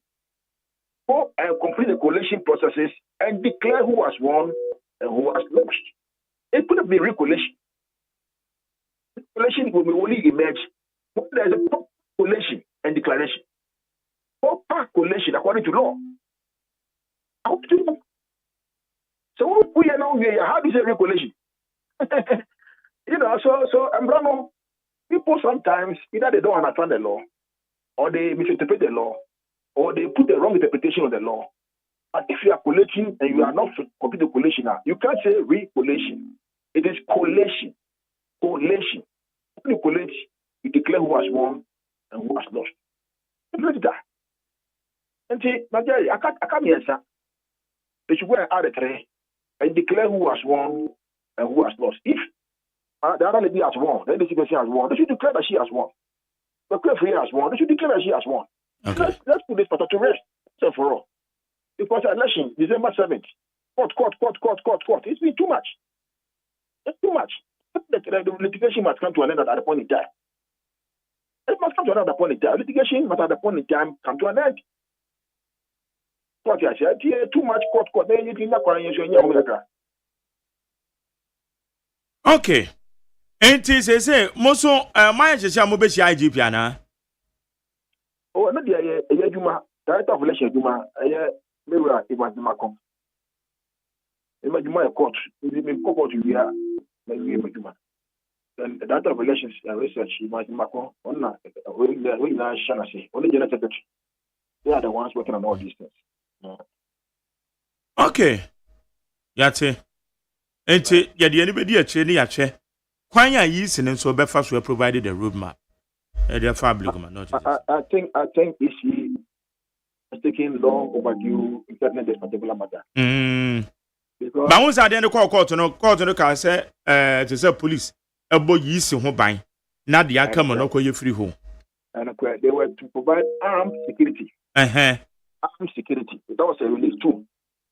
Relief 1 was to collate and declare the winner of the elections. Relief 2 was to an order directed at the police, IGP then, to provide security, armed security to the police. And 1 year, They were done pare. One year. Because of a retention of the position. Yes, it's 1 year. 1 year. But you see, one thing that we must all know. In public service, there is always a day for accountability. The day for accountability in public service. You should never assume there, but by position, you will not account. Mm-hmm. You should never make that assumption. It will be Juma by Juma, and now public service, yeah, Juma no. In a way, that be, who said, what the embrace, they were Juma. What's the command security? Yeah, county and Collation. What security? That's all. It doesn't matter which ass is God's. The one Juma, the way we are. When you are looking, hey, should I do it? Hey, maybe if I do it, they may not retain me. Oh, and then we will say, you didn't do it, but they have fucked you. Yes. And I said it at that time. Yeah, whatever he does, the NDC people, they will sack him. If you don't want to Juma, or when you're Juma, you know, you will. That's what we're show. And I say, armed security will protect the electoral commission to make sure they do the collation and the declaration. Just do your work. That is all. Just do your work. Do your work. That's all. Hey, maybe I'm careful on my move. Public service, whatever you do, there will be a day for accountability. The same way MDC cannot be in power forever. The same way MDC cannot be in power forever. The power will keep alternating and alternating and alternating. Once you leave public office, you have to account for your stewardship. So what you are saying, you know, you don't make assumptions. Say,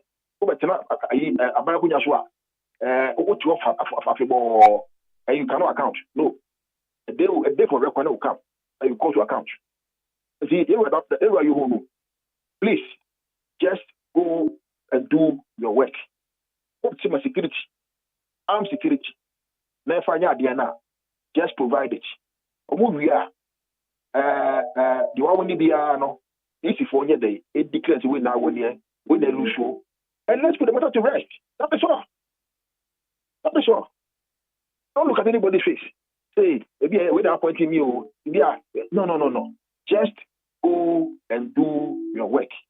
Whatever it is. Okay. And you also go on retirement, or you may also be removed according to the president's wishes. So what you are saying, just go and do your work. That's all.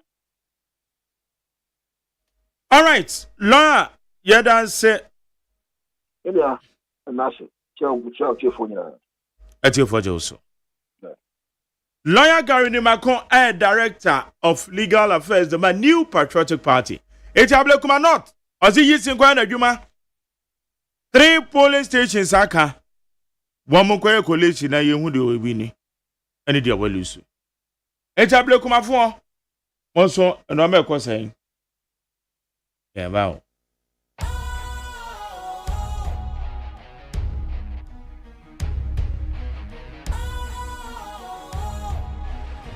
What's cool, fresh and trendy with a new look?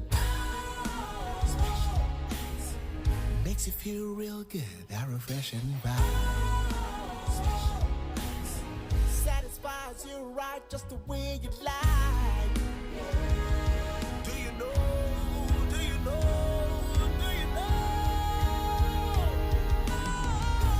Ain't gotta do it alone.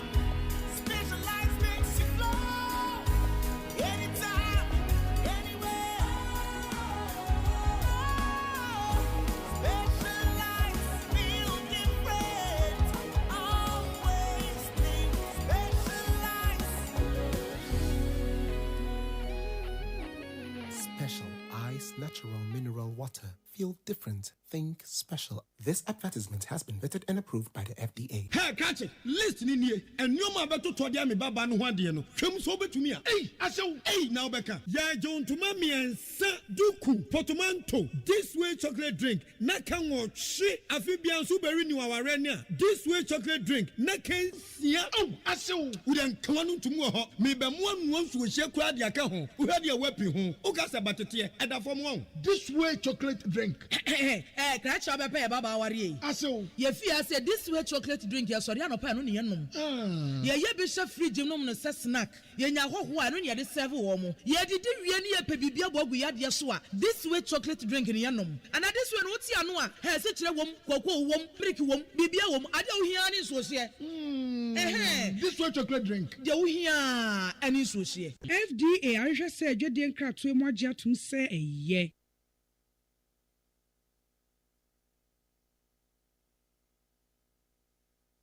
Ghana Muntie na Mansanya so adawroko fiaman homene so ejiji tonton sansan ewo neat 100.9 FM.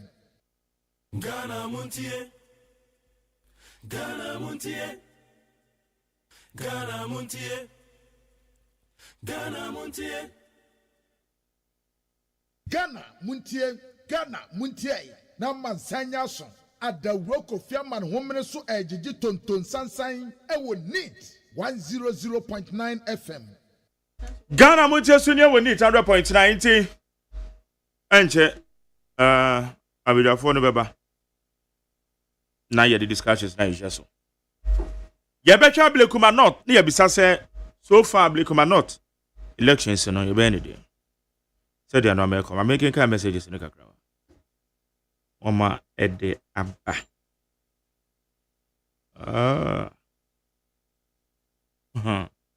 Okay, 0201162746. Therefore, yeah, network system into the messages no IBBO. Intimintum. The internet and yes style be. The messages need to Movan Chame. We an SMS there. You beat me abba. Na I can kayama. You beat me there for SMS. The same number 020-11-62-746. Where is it? Ghana is sick. Looking at what is going on in the country is a big problem. The NDC and MPP are the problem of this country. I think the two parties, the two party supporters or members, they have done or they have visited the market spaces to establish food costs and the hardship. They should visit marketplaces to know the cost of food. Or the Where you say the students who want to further his education, the student wants to further his education. Now picking such a what I or to was a very good approach. Okay, that's all. What one I say? What do you do, so papa. All right. Benjamin Jau appear Benghazi. Atenase. Arade say. Majori. We are going. Abomne tactics. Na ya dinamo ja tumi nyina awura ne awurade. Mark ono na odon hoto no so a wanim nkogu ase. Bia enuoma ekwo Ghana utumi ho se eya areho. Eya areho kofo bi no mo de ndada ne atrosem ene ensema kese na abaji tumi enso na ohwe ne mo ya. Utumi ho se ya na ne yetena ba mu krampo no na yeye esen honom. Ti me de we anuama ekono de ne kra nyame anim enye bibia ebema Ghana ni bia arieshem papa ba first one obaye the way na oye ne nuama na Ghana fo se omo mpe nanim ahwe na nuama ekoba ya na omo se omo ma ne part 2 omo ma ne part 2 ahwe ne eko obaye 120 days hwe nuama eko Andra airport the whole airport pa o share light a omudum wo airport ahoho ewo airport na akotoka nti abai on chair ba o hwe de we o ye ne nuoma mageri utumi hu se enuoma enko yie kra anka ne last a year wa ba di anka so de gidin pa ene yesi cocaine aba oman ni mu echina obehwe na trese bibi basa ekoso wa hanom endra ni ne ya yesi ne ba farida ne last born no girl no wako hospital bi akwa akoche omu 200,000 aye nka no 2 billion o papa bae onya 5 months kura akura ni nya sika wa hemfa watumi akoche hospital 2 billion 200,000 na minia akosua tena hanom ya oye ne foundation ahi na onu wanya akosua obua mariwa with pad ne ayini ade nyina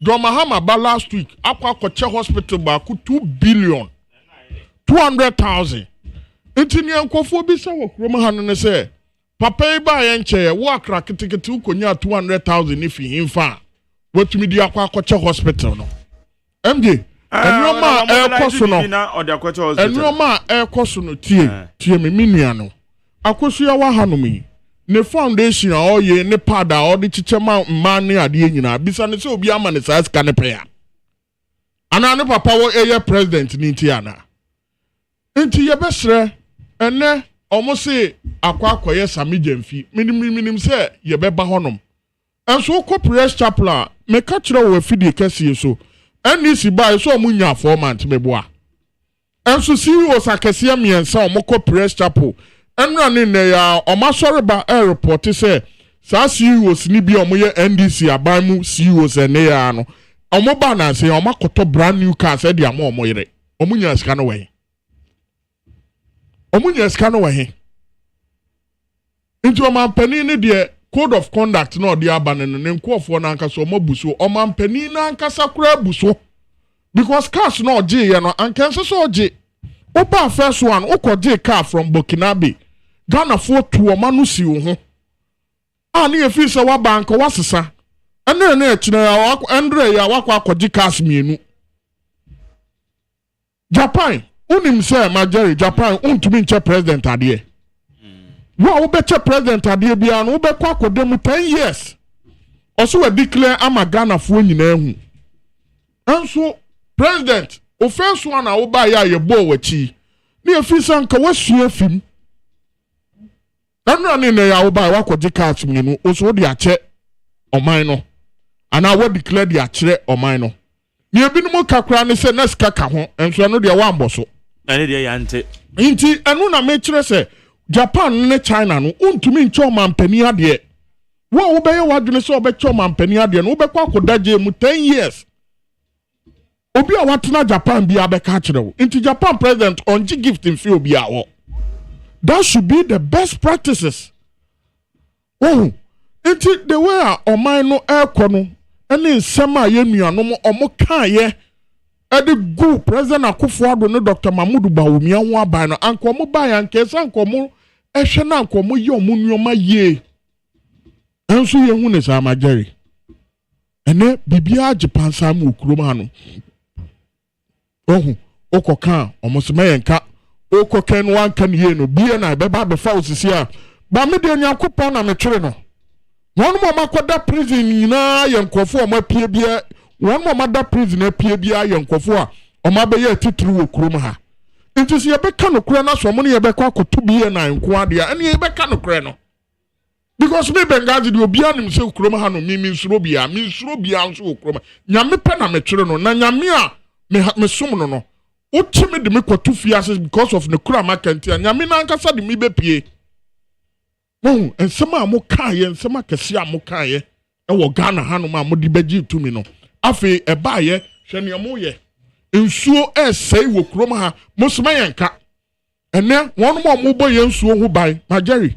omo kɔ honom ese omo kɔ akɔbɔ ye nsuo hu ban a constituency chairman etumi huki soja se wu soja na wo ba hanom no wo ba mikro so no wan ba mbaji permission soja ni o kɔ akɔbɔ ye nsuo hu ban o majeri etumi ni soja constituency chairman NDC constituency chairman and some more katia bind that than in an and no more ye.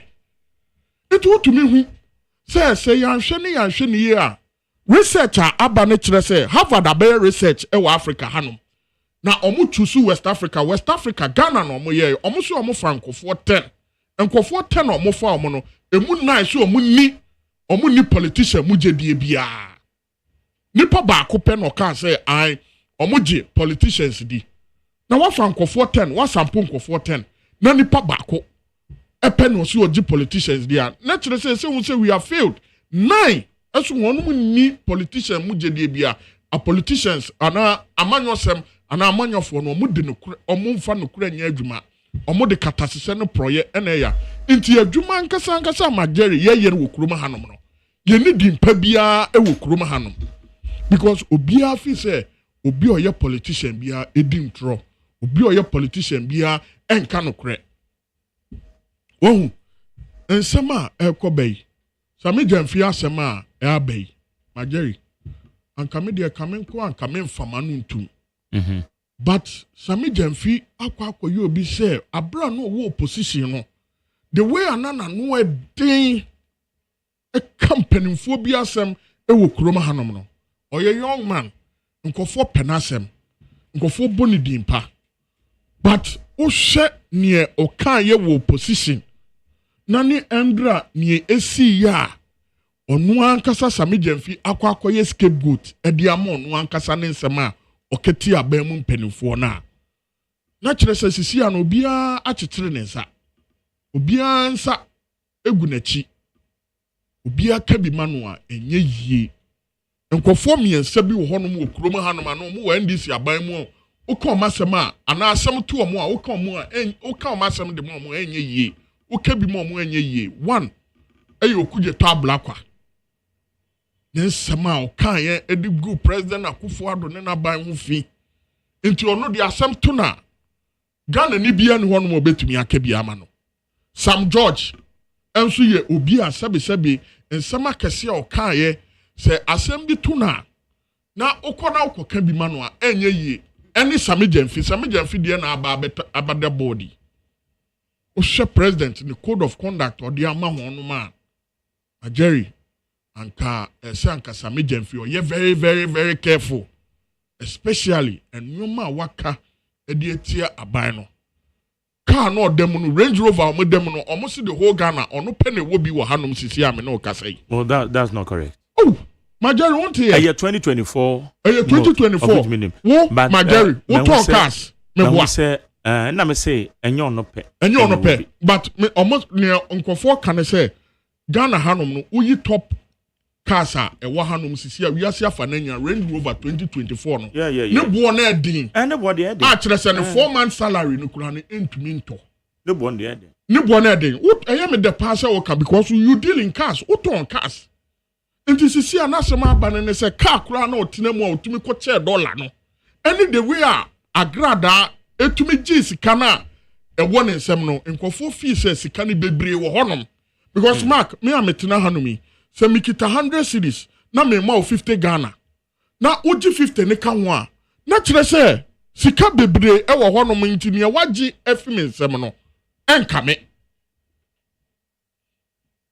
ena nkofo e ka sisi a se Sami Jamfi ni dollar na ode ma me no e doso enu nti e doso nti no oji ana ohim ba ko ni fini nsem no enka ni fini nsem no wentumi anya ho hwe ka odemu nso enye ka ketewa sisi a ye ka ho asem nti mesre ye besre mo ye mrantie mpanimfo hu ye mobo na mama ye chance but o hwe nnoma Sami Jamfi ka fa mpanimfo ho a me say me ka na asem ye me ya Mageri because sebi o wonu mo nim Sami Jamfi o madi ne ho adanse de akyere me no akyere me so ye ni papa ena meka kire obi bia o ya amanyosemi bia no oni agrada edili aye very careful agrada no wa yesa mame water agrada no de ne nsa kogu kwasi atati a kwasi ata ebo nwuma atiti a ne nwum nyina anya de wokrom abio kwasi ata ne wa kwasi ata nwu o won kai kwasi ata kwasi obi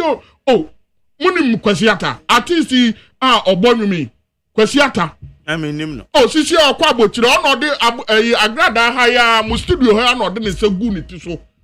The following week na boy ni kotwa rasta. The following week boy ni release album obi enti o kroma ha. Inti agrada ne de uni ni dili a ese wo ye careful. Kwasiata. Because Sami Jemfifi se na okwa akoye papa. Ne papa na okoye anyo bia ta agrada. Sunsume di agrada e chini nye sunsum papa. Inti mi nuanom a mo ye amanyosem mesre mo. Ubeche obia dia mencha agrada de. Because Kwasiata de wo ho one ansa na Sami Jemfi die enso wo honom. Sami Jemfi ba kuya so ekọ Miami okaya in the build up to last year election. And then oko one ne wife enu sunu video ba ye. Na me se na ye den. No odi o mai bi sika. President at the code of conduct aba. That's right. Sa opulence ne sa anuoma no. Majeri, muma yenka na bra ne yete akonwa mu no ensem Sami Jemfi kafa aban no ho no. Na nyesem ketwa. Na sema make eye me yawo. But me can because onya Cecilia Dapa no de ye maami ni wo kroma. Cecilia Dapa kuno obi anim so ye renowned architect. Obi anim se Russia embassy Cecilia Dapa kuno na draw plan no. Cecilia Dapa kuno okọ Dubai kwa yi draw nkrofo plans ni ade mu omu nyina nya sika kese edetu no ho no. Ni nyina ankwa nkosi hwe. Ensema omo mpenfo se aba ye de bo ba no. Mark and one year the bebotechi. But Sami de ayame ya. Gold board honum na or one or ko ye no say ye who say a newma ko ye newma picky up in kakra. NDC for na sabi or mum pesame asema or more castle or mum pamono. Your best from so munya butre. And from see I binum anopay a binum at the aquacoto one san kebeyanka president and pamono. Anani pepamuno. Onu ankasa and resigning. He's a young man. Echine bi ebetumi ato me, ebetumi ato wo mark. Ye be stress mama ye nyina ye nsuan fim. Na Sami na so onto no fo. Onto no ho fo. Say asem bia be top no so wo Ghana hanoma. The way a ode beka any the way a obesu na no edi egu sansem no so no. Enu ena be ma ye hu se wasem ba esi ye hu mobo ana ensisi ye hu mobo. Enu ene Sami Jemfi hasem yu. Because akamonko adia anka no ye no sebi enye bone. Obi ahia wo yi ase. Na o se ohia emboa. Ne mboa ode ato anim no. Okura na emse na anka wo pese obeboa no. Ena wakọ okamu. Okọ ye no. Anka Sami Jemfi anka mene no anka so yi 10 Ghana. Ada agrada wo ni sika dada. Inti agrada wo 100 cedis di man kurampa. Why are there? But so be kind dollar ship. Na wa ye na agrada na ni bre ni sunsum boni o wonti no. Ni ekura won sa left no kura no wasan so agia ka. Anope wo attack agrada. Na me attack na say miss mama example say odini sa gu Kwasiata ti so ani aboma obo ye no. Obonyombe Kwasiata. Onyombe no boy. Oh, odani Kwasiata ye popular artist. Oye popular artist oni Shatawale no mu nyina bonyom. Eje yi ma me de ne se gu ni ti so akwa na ntumi asori bio. Enu ana sisi a akwa ne se agrada no ni didi aye very careful.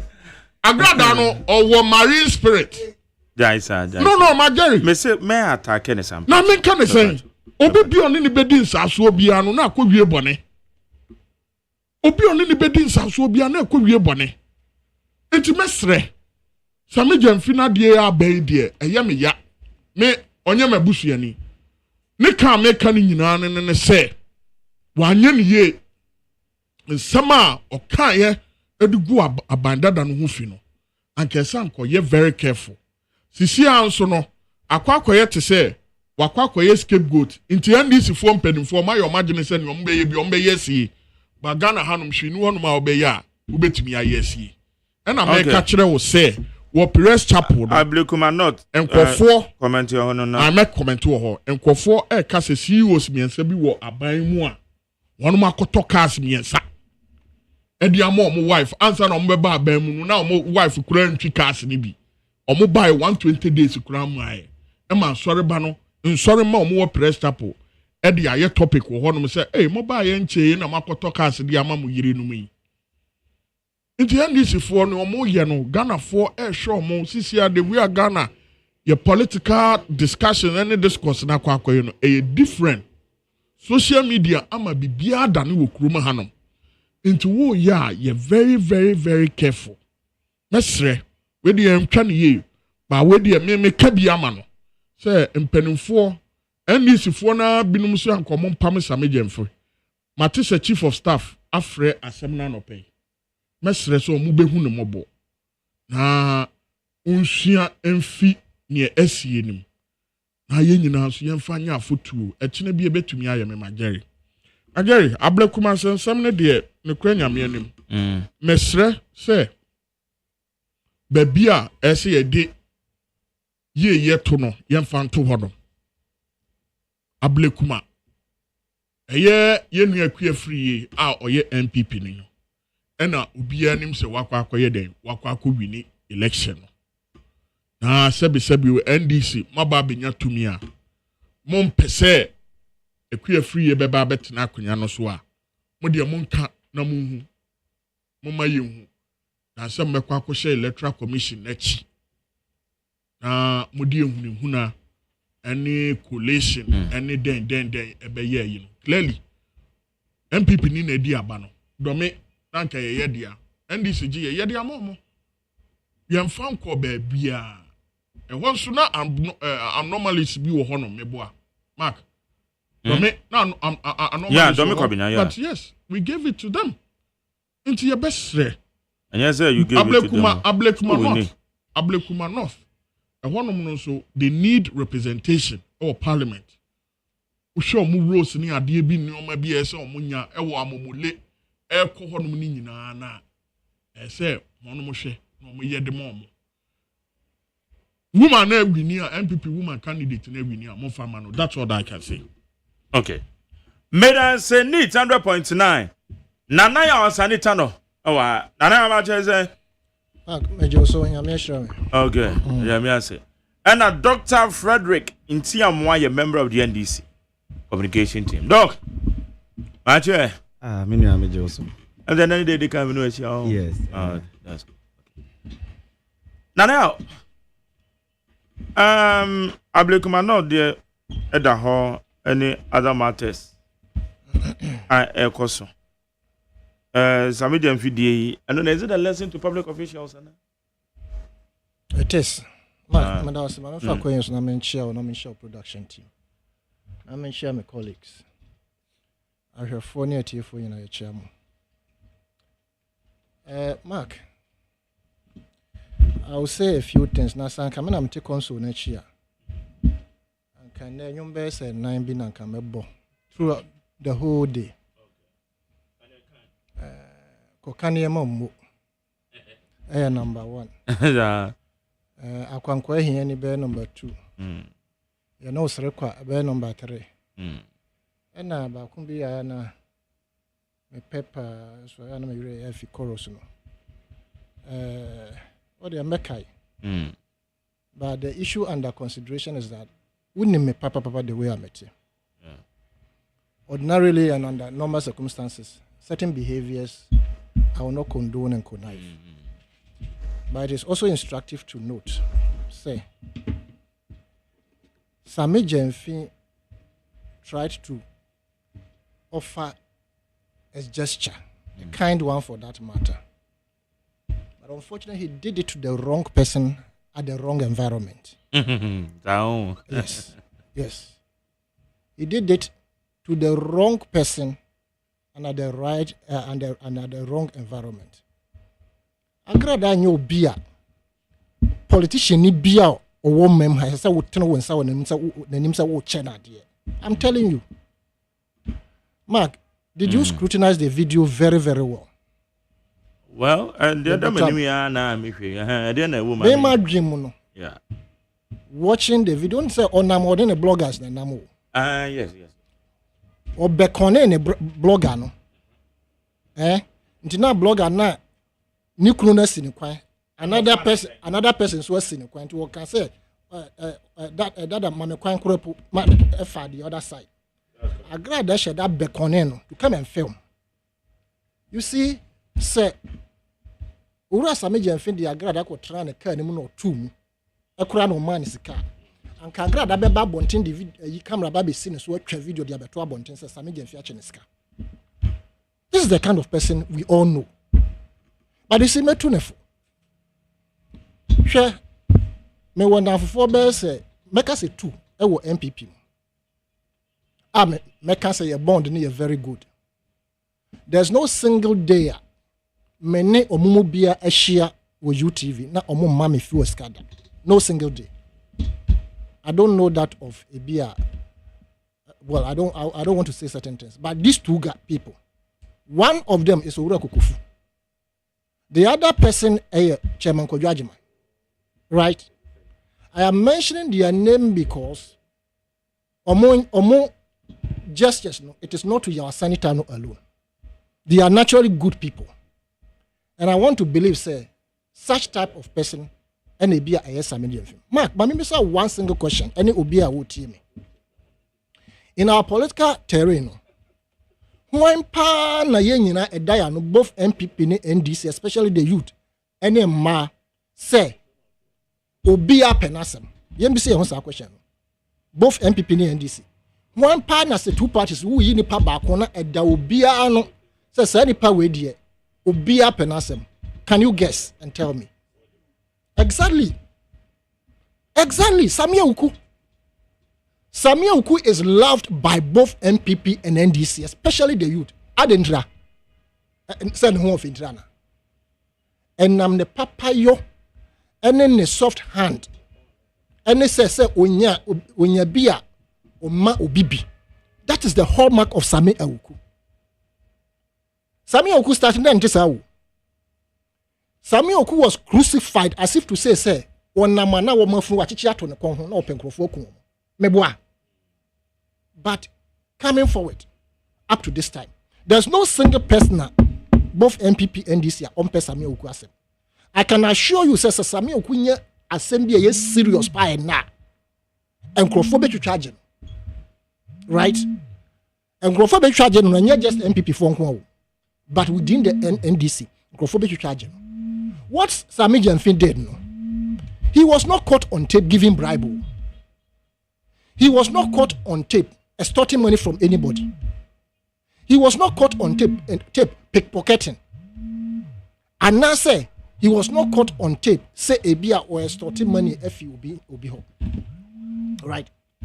A kind gesture is what he did. Now the reason why me bought Owura Kukufuni Kojo Agyeman say every single day me no share platforms so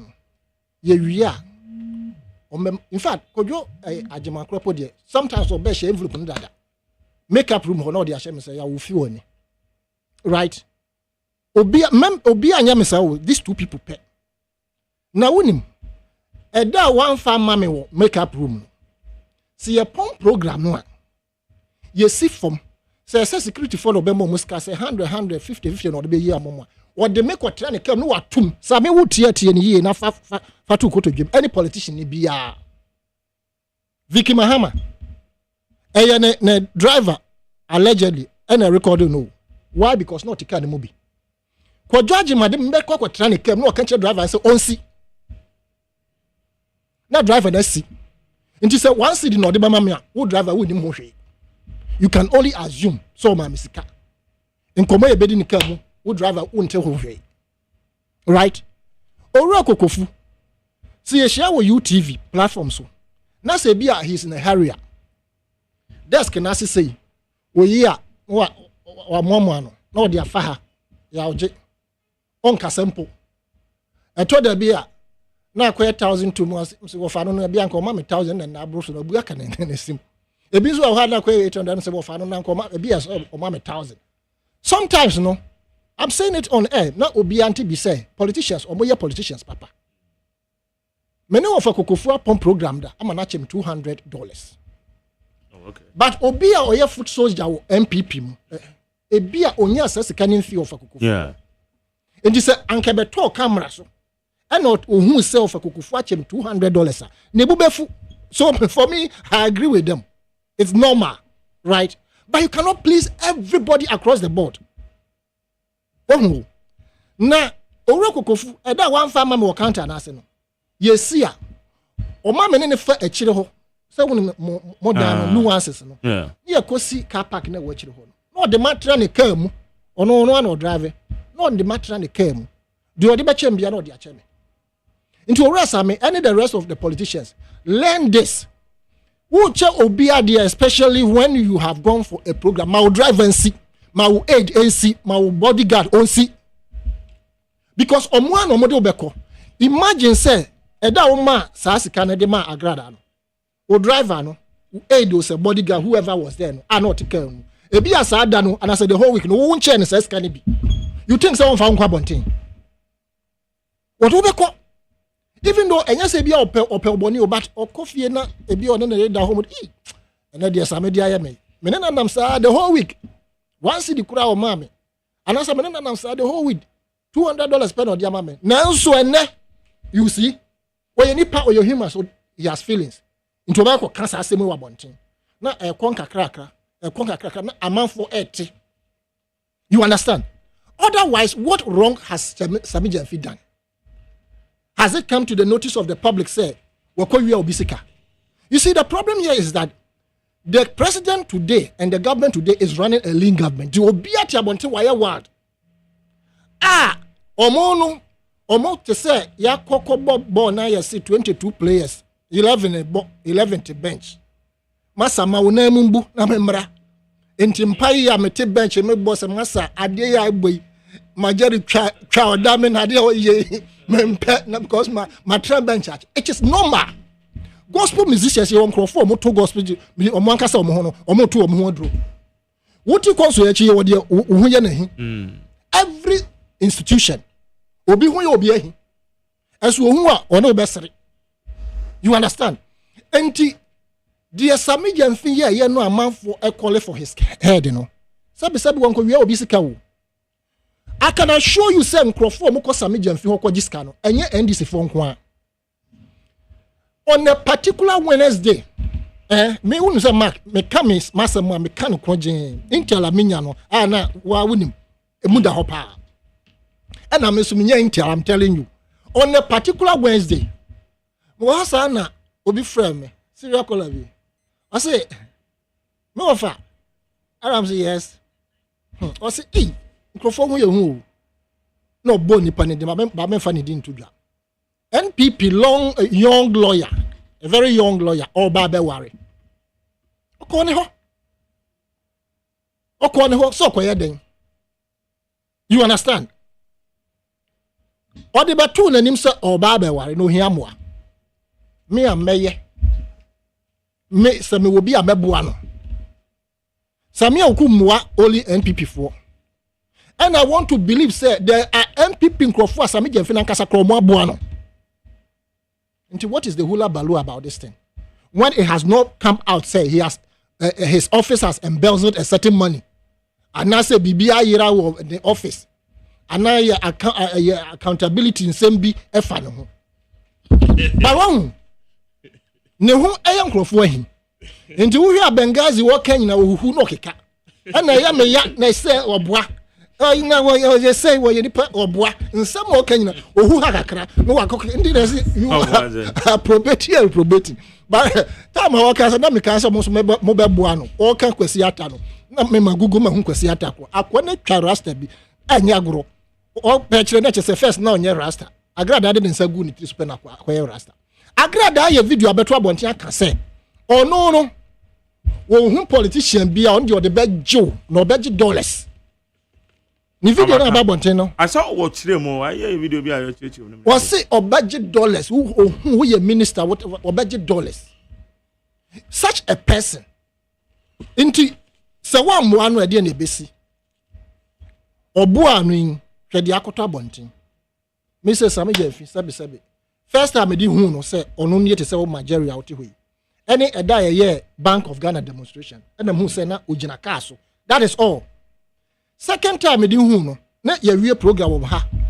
Monday say ya no so we impu. And I yeshia or maybe chair in some keke. And also many we've been listening to you. Thank you. And no try me call me baby. And I'm so me call me baby. You want I think so that now around. That was all. But say, look, Eric J, or yeah, Sammy Jemfi Nakola. Or catch up, Kwasame ho, Bisa say, my friend who put an asemako. Debbie, Eric J, since he a man appointment, my friend who put that. That is my nature. Enti, Mama Yenja, the way you crucify young guy. He's one brilliant chap. So NPP Muamia. This guy, Miracle Sabwaji.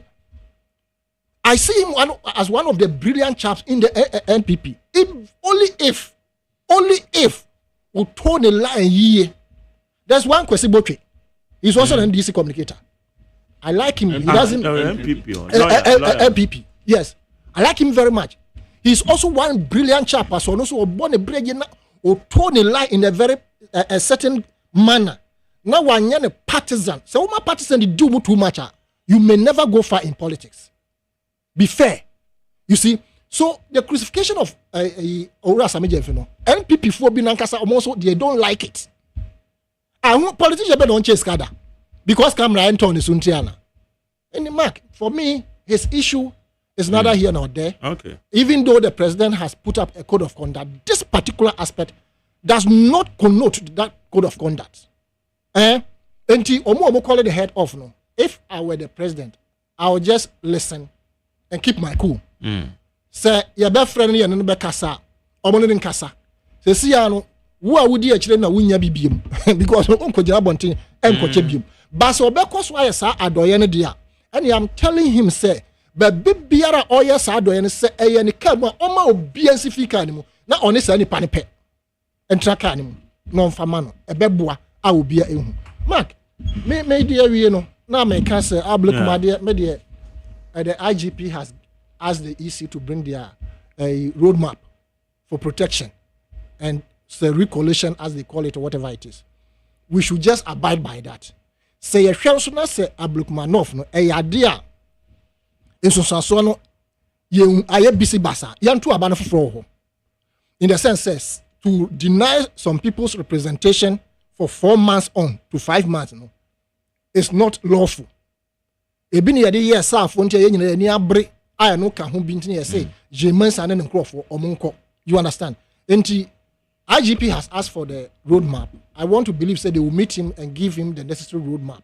Say omo bobo ho and omo jojo na ombe ho say ade no the way ate no enko yi a ye nto ne fofo ne ho ntoye na omo so enya omo representation. That's it. Okay, how you need 100.9. Mamenko Fred so Fred. Mark. Yeah. My memfa ofidi is na mencha o anopay. Na mencha bejofo e wofia hanso. Na memfa encha kese nso ma His Excellency the President of the Republic John Dramani Mahama and party mpenyumfo a omoka bi ewo mu. Na mencha Ghana mabunu a omoye adwumaden se de be ya omampani ani swade hunu se obema Ghana esi ne dadam no etimi abam. Wafidi ne kwa achiri pa se me benya na metie na megidi se yetena wafidi so na bibia ye beka bia no Ghana for etie na Ghana for nso de omo support be ma omampani ama nani so ade hunu abam. De di kan ye hwe issues are trend there. I think say what we say about Sammy Jemfi issue no. Akra mekane say wa pacho about ne indiscretion say nenka na adwen mu de adoye na oye ana say ehumobro na ohun ye maame no nanso say de bebia ebia a ade ni see ye place no any the timing no ena say Ghana for bebre esusu say it wasn't right and Memeka say, yes, every Ghanaian has a right because of the public office. But yen crucify and say, Adena act of we know in kindness and wrong. So because say or chase can hear wrong and I say or boy ma many wrong there, then it means we are not being fair because ebema sanya mana koso me bedu baby no bi cry hiam wa ebe ye den say politician bi beboa no.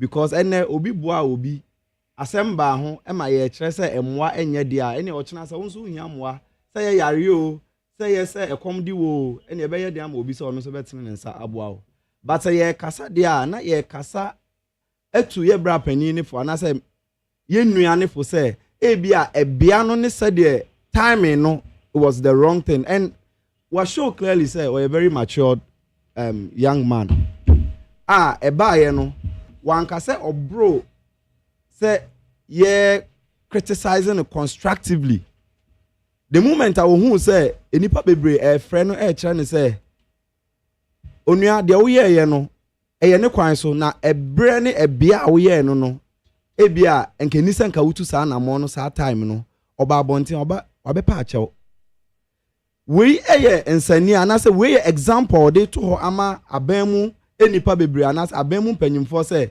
obi ani ho no ma obro se oye bone a ye ka nanim ye hwe emre bi atwam a eye din se politician betimi age atom se ampa de me ye no mo kan ye no mage atom se yes ebi ananka madwen mu de ne papa mu nanso se de mo kan no ma me so me fa mani nhwa ha no na de mo kan no menyi bibi ntum na mentetere makwan ye hwe de same eye ya wa kire se wa ye ready se abibia no emfa won ne officer owo se otia wo nan so ana oye bibi na enye na wo ka o wa so se obetie because of the statement about outside na statement or the by no wa me defending ne ho o hwe statement ni mu a oba de eche pa man se obi bia o ma frɛ no eye party especially the grassroots omo call it say the act no it wasn't nice and all that no giving is good showing kindness to any other person irrespective of party color is good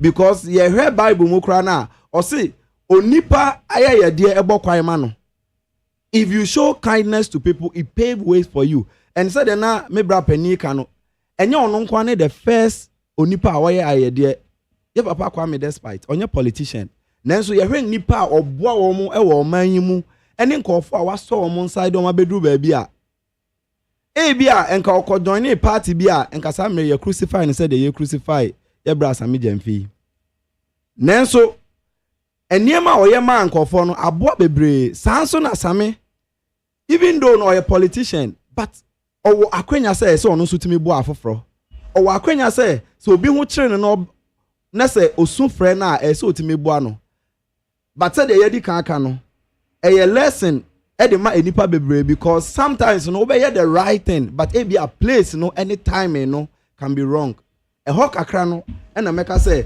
wasua bibi e wo mu enti na waba abonten abepa achew say yes megitum say de me ye ne de e ne kwan so no but say de mo twem adwen sisu say ebre no ne bia no enye no I think say me so megitum nti me de achew pa ma nti mesre NDC emabunu any grassroots say yenya abotre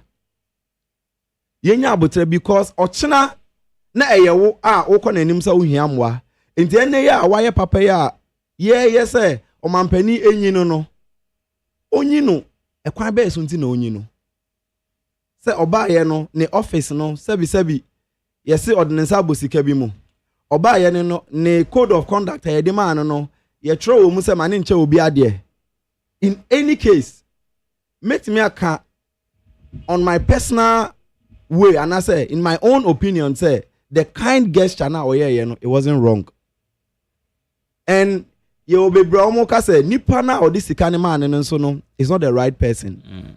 I have my personal reservation say I don't agree with a lot of them because yeba adoya ye ni osikani ene ye ni ohiani obi bia ebeka wakoma say o se ohia adoye no onhwe say owo sikani nko na oye na adoye ye hwe asem bi wo bible mu oba bi ofa aduhunhun ama ne bo odin na odibegu Yesu Kristo na ase na asuafo meka say ene ganafo bebre ye nuanom MPP fo ejina nche no mo say oba we say sika we enka woton de ma o grassroots enka woton de ma ahiafo wo omanyi ma asembe na Yesu Kristo kan ye o se de oba ya ye ebe ye nka ye de Sami Jemfi aye a ogusu oye a waye dada adoye a nkofo edi ne ho adanse no eye nkaye e de ma no eye nkaye a bebre etimi hu se sa nipa we wa ho fama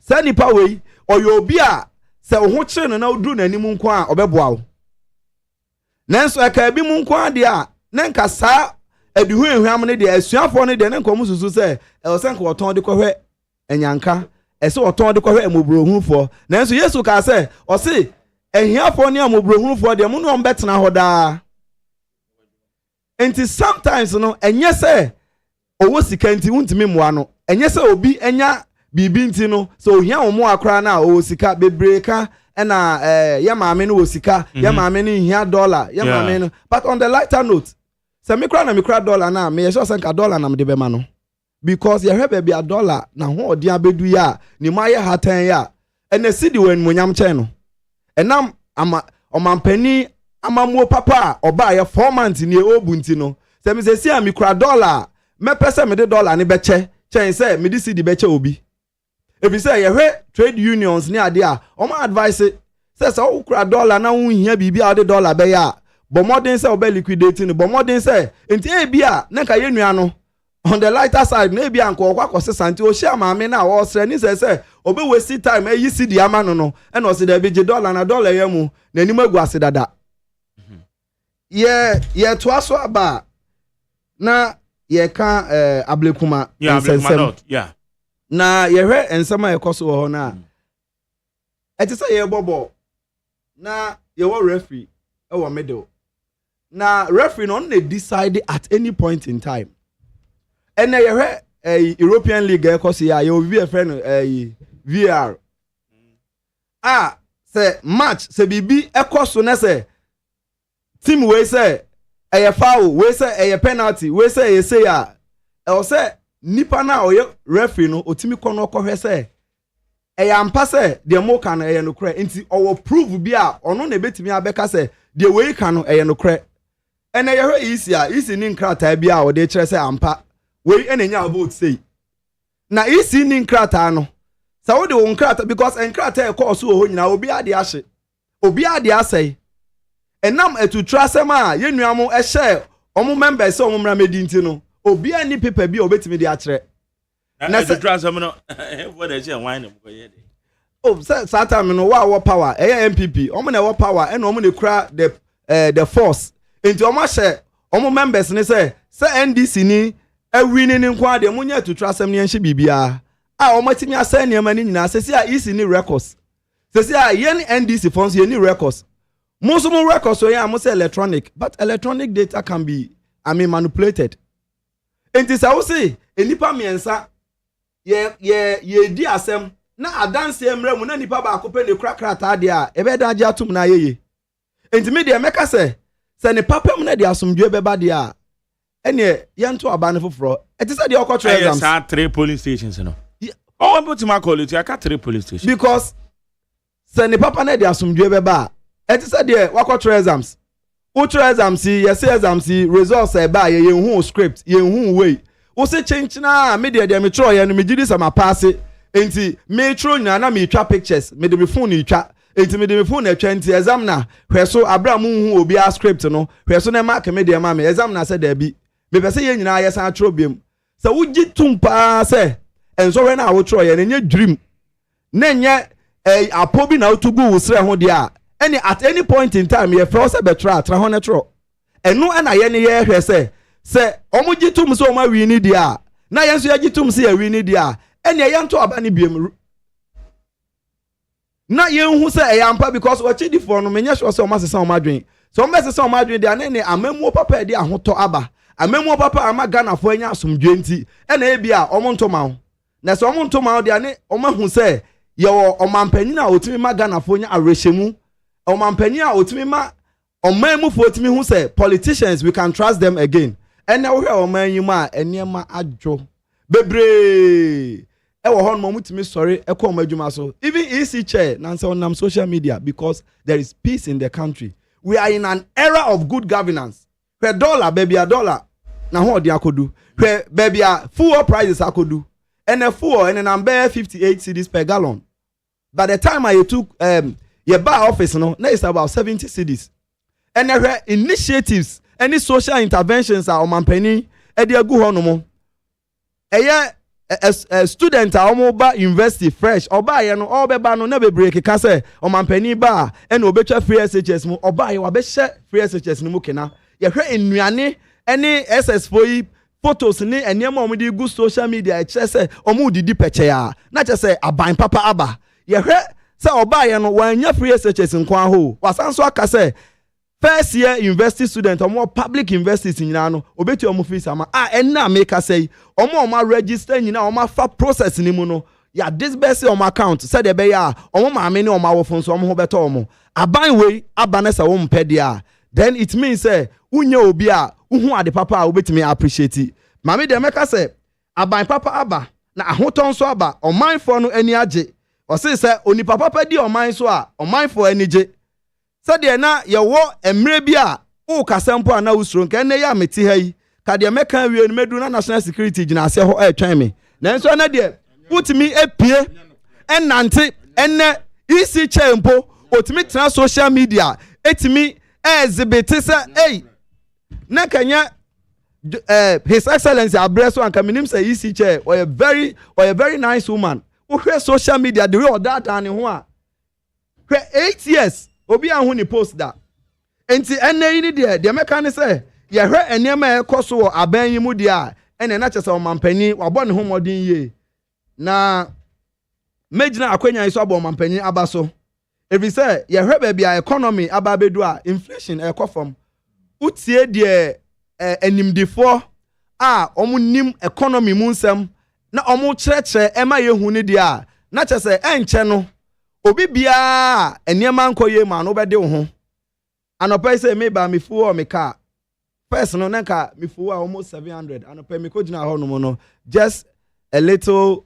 below 600 it means say my save some amount ye onkofo bebre ono ma 8 years ni enu 200 ne nema o ma park wo fie na necessary a wonam kroma traffic a chi na no e ya ban papa aba full prices akofom enema ekoso no enti de mejina wa fidi kase yesu because ekwa achiri pa na masre mede masem bawie no masre MPP for say omuma yenya asona yentimi mu oman no because akwaya te say omo fie nyina ne say the way a omanpanyi di oman no ekọ no omet no position a chenti e betu mfutragu omanfo ani edru maybe a o say momma motiefo no so momma mu hu say omo so mboma mo kakra atro no adoso no kre o say mo kana etiefo hu say oman no masesa na o say mo ka anya hwe no full price buy no me so say me bra paniti hey o enjoy bi me so say dollar no obi shane mpanse asamre wa yi apie say de yenua edi bia ya doye because dollar no nanim agu ase no eho aba asam yi omu nyina de omu de apie enti na ma oman ni mu adwo no enti meka say omanpanya ya de 120 days but enye 120 days pen omu de ma ye mo ma ye 4 years so you should give us space and open you hear the front page ube say enipa bebra na e kasete omanpanyi say they should ban mining in forest reserve near the necessity and all the stamp so we na kira wo say omanpanyi ye obi a otie asem aban bi a atwa mu no ye kan that time ye di levy achechire nipa kon that time ye di emission tax na enwisi ko wiemu ya woje ho taxi ozone layer no kwakoye ne den ye gi ane ya chedi nti ye gi to no ye di to no eno emwa oman no eno na di aba bedu ba bia ye woyi enti say omanpanyi atimi ama oman na kwakodu say ya meka so munya abotre ntwen ye omo so beji omani if you say omama ye beye some 70 years na niema mujo a ye betimi a consider say at least omomra no so ma enjoy bi enti de meka ne say oman ni majo aban papa aba na emre no so ma ye mre enti Ghana fo nyina ani age bi say oni papa di oman so a oman ni nyina bose Medals Dr. Frederick Ntiamwa ade Bengali say ye bahanoma yeah wa fidi kesi ye kwachire one ma sebe omo Canada omo America because of time differences any idea anka bana anka so omo da omo man no oman Ghana ho donti omo Japan asori ahomachi tie ye na unya doc betna hanum dim tro say ya then you can clearly tell you say unya power no waswesi look me no ka say dum so pa e koso ewo kroma hanom ene enkroma di 6 months edi 7 months 8 months eko eti jo mahama dimpe no musu cause rashisa egu omachi rashisa egu omoho because of sa dum sei oba first one jidimpa second one oba ya wo the social media fans any ade omo so oba why ade why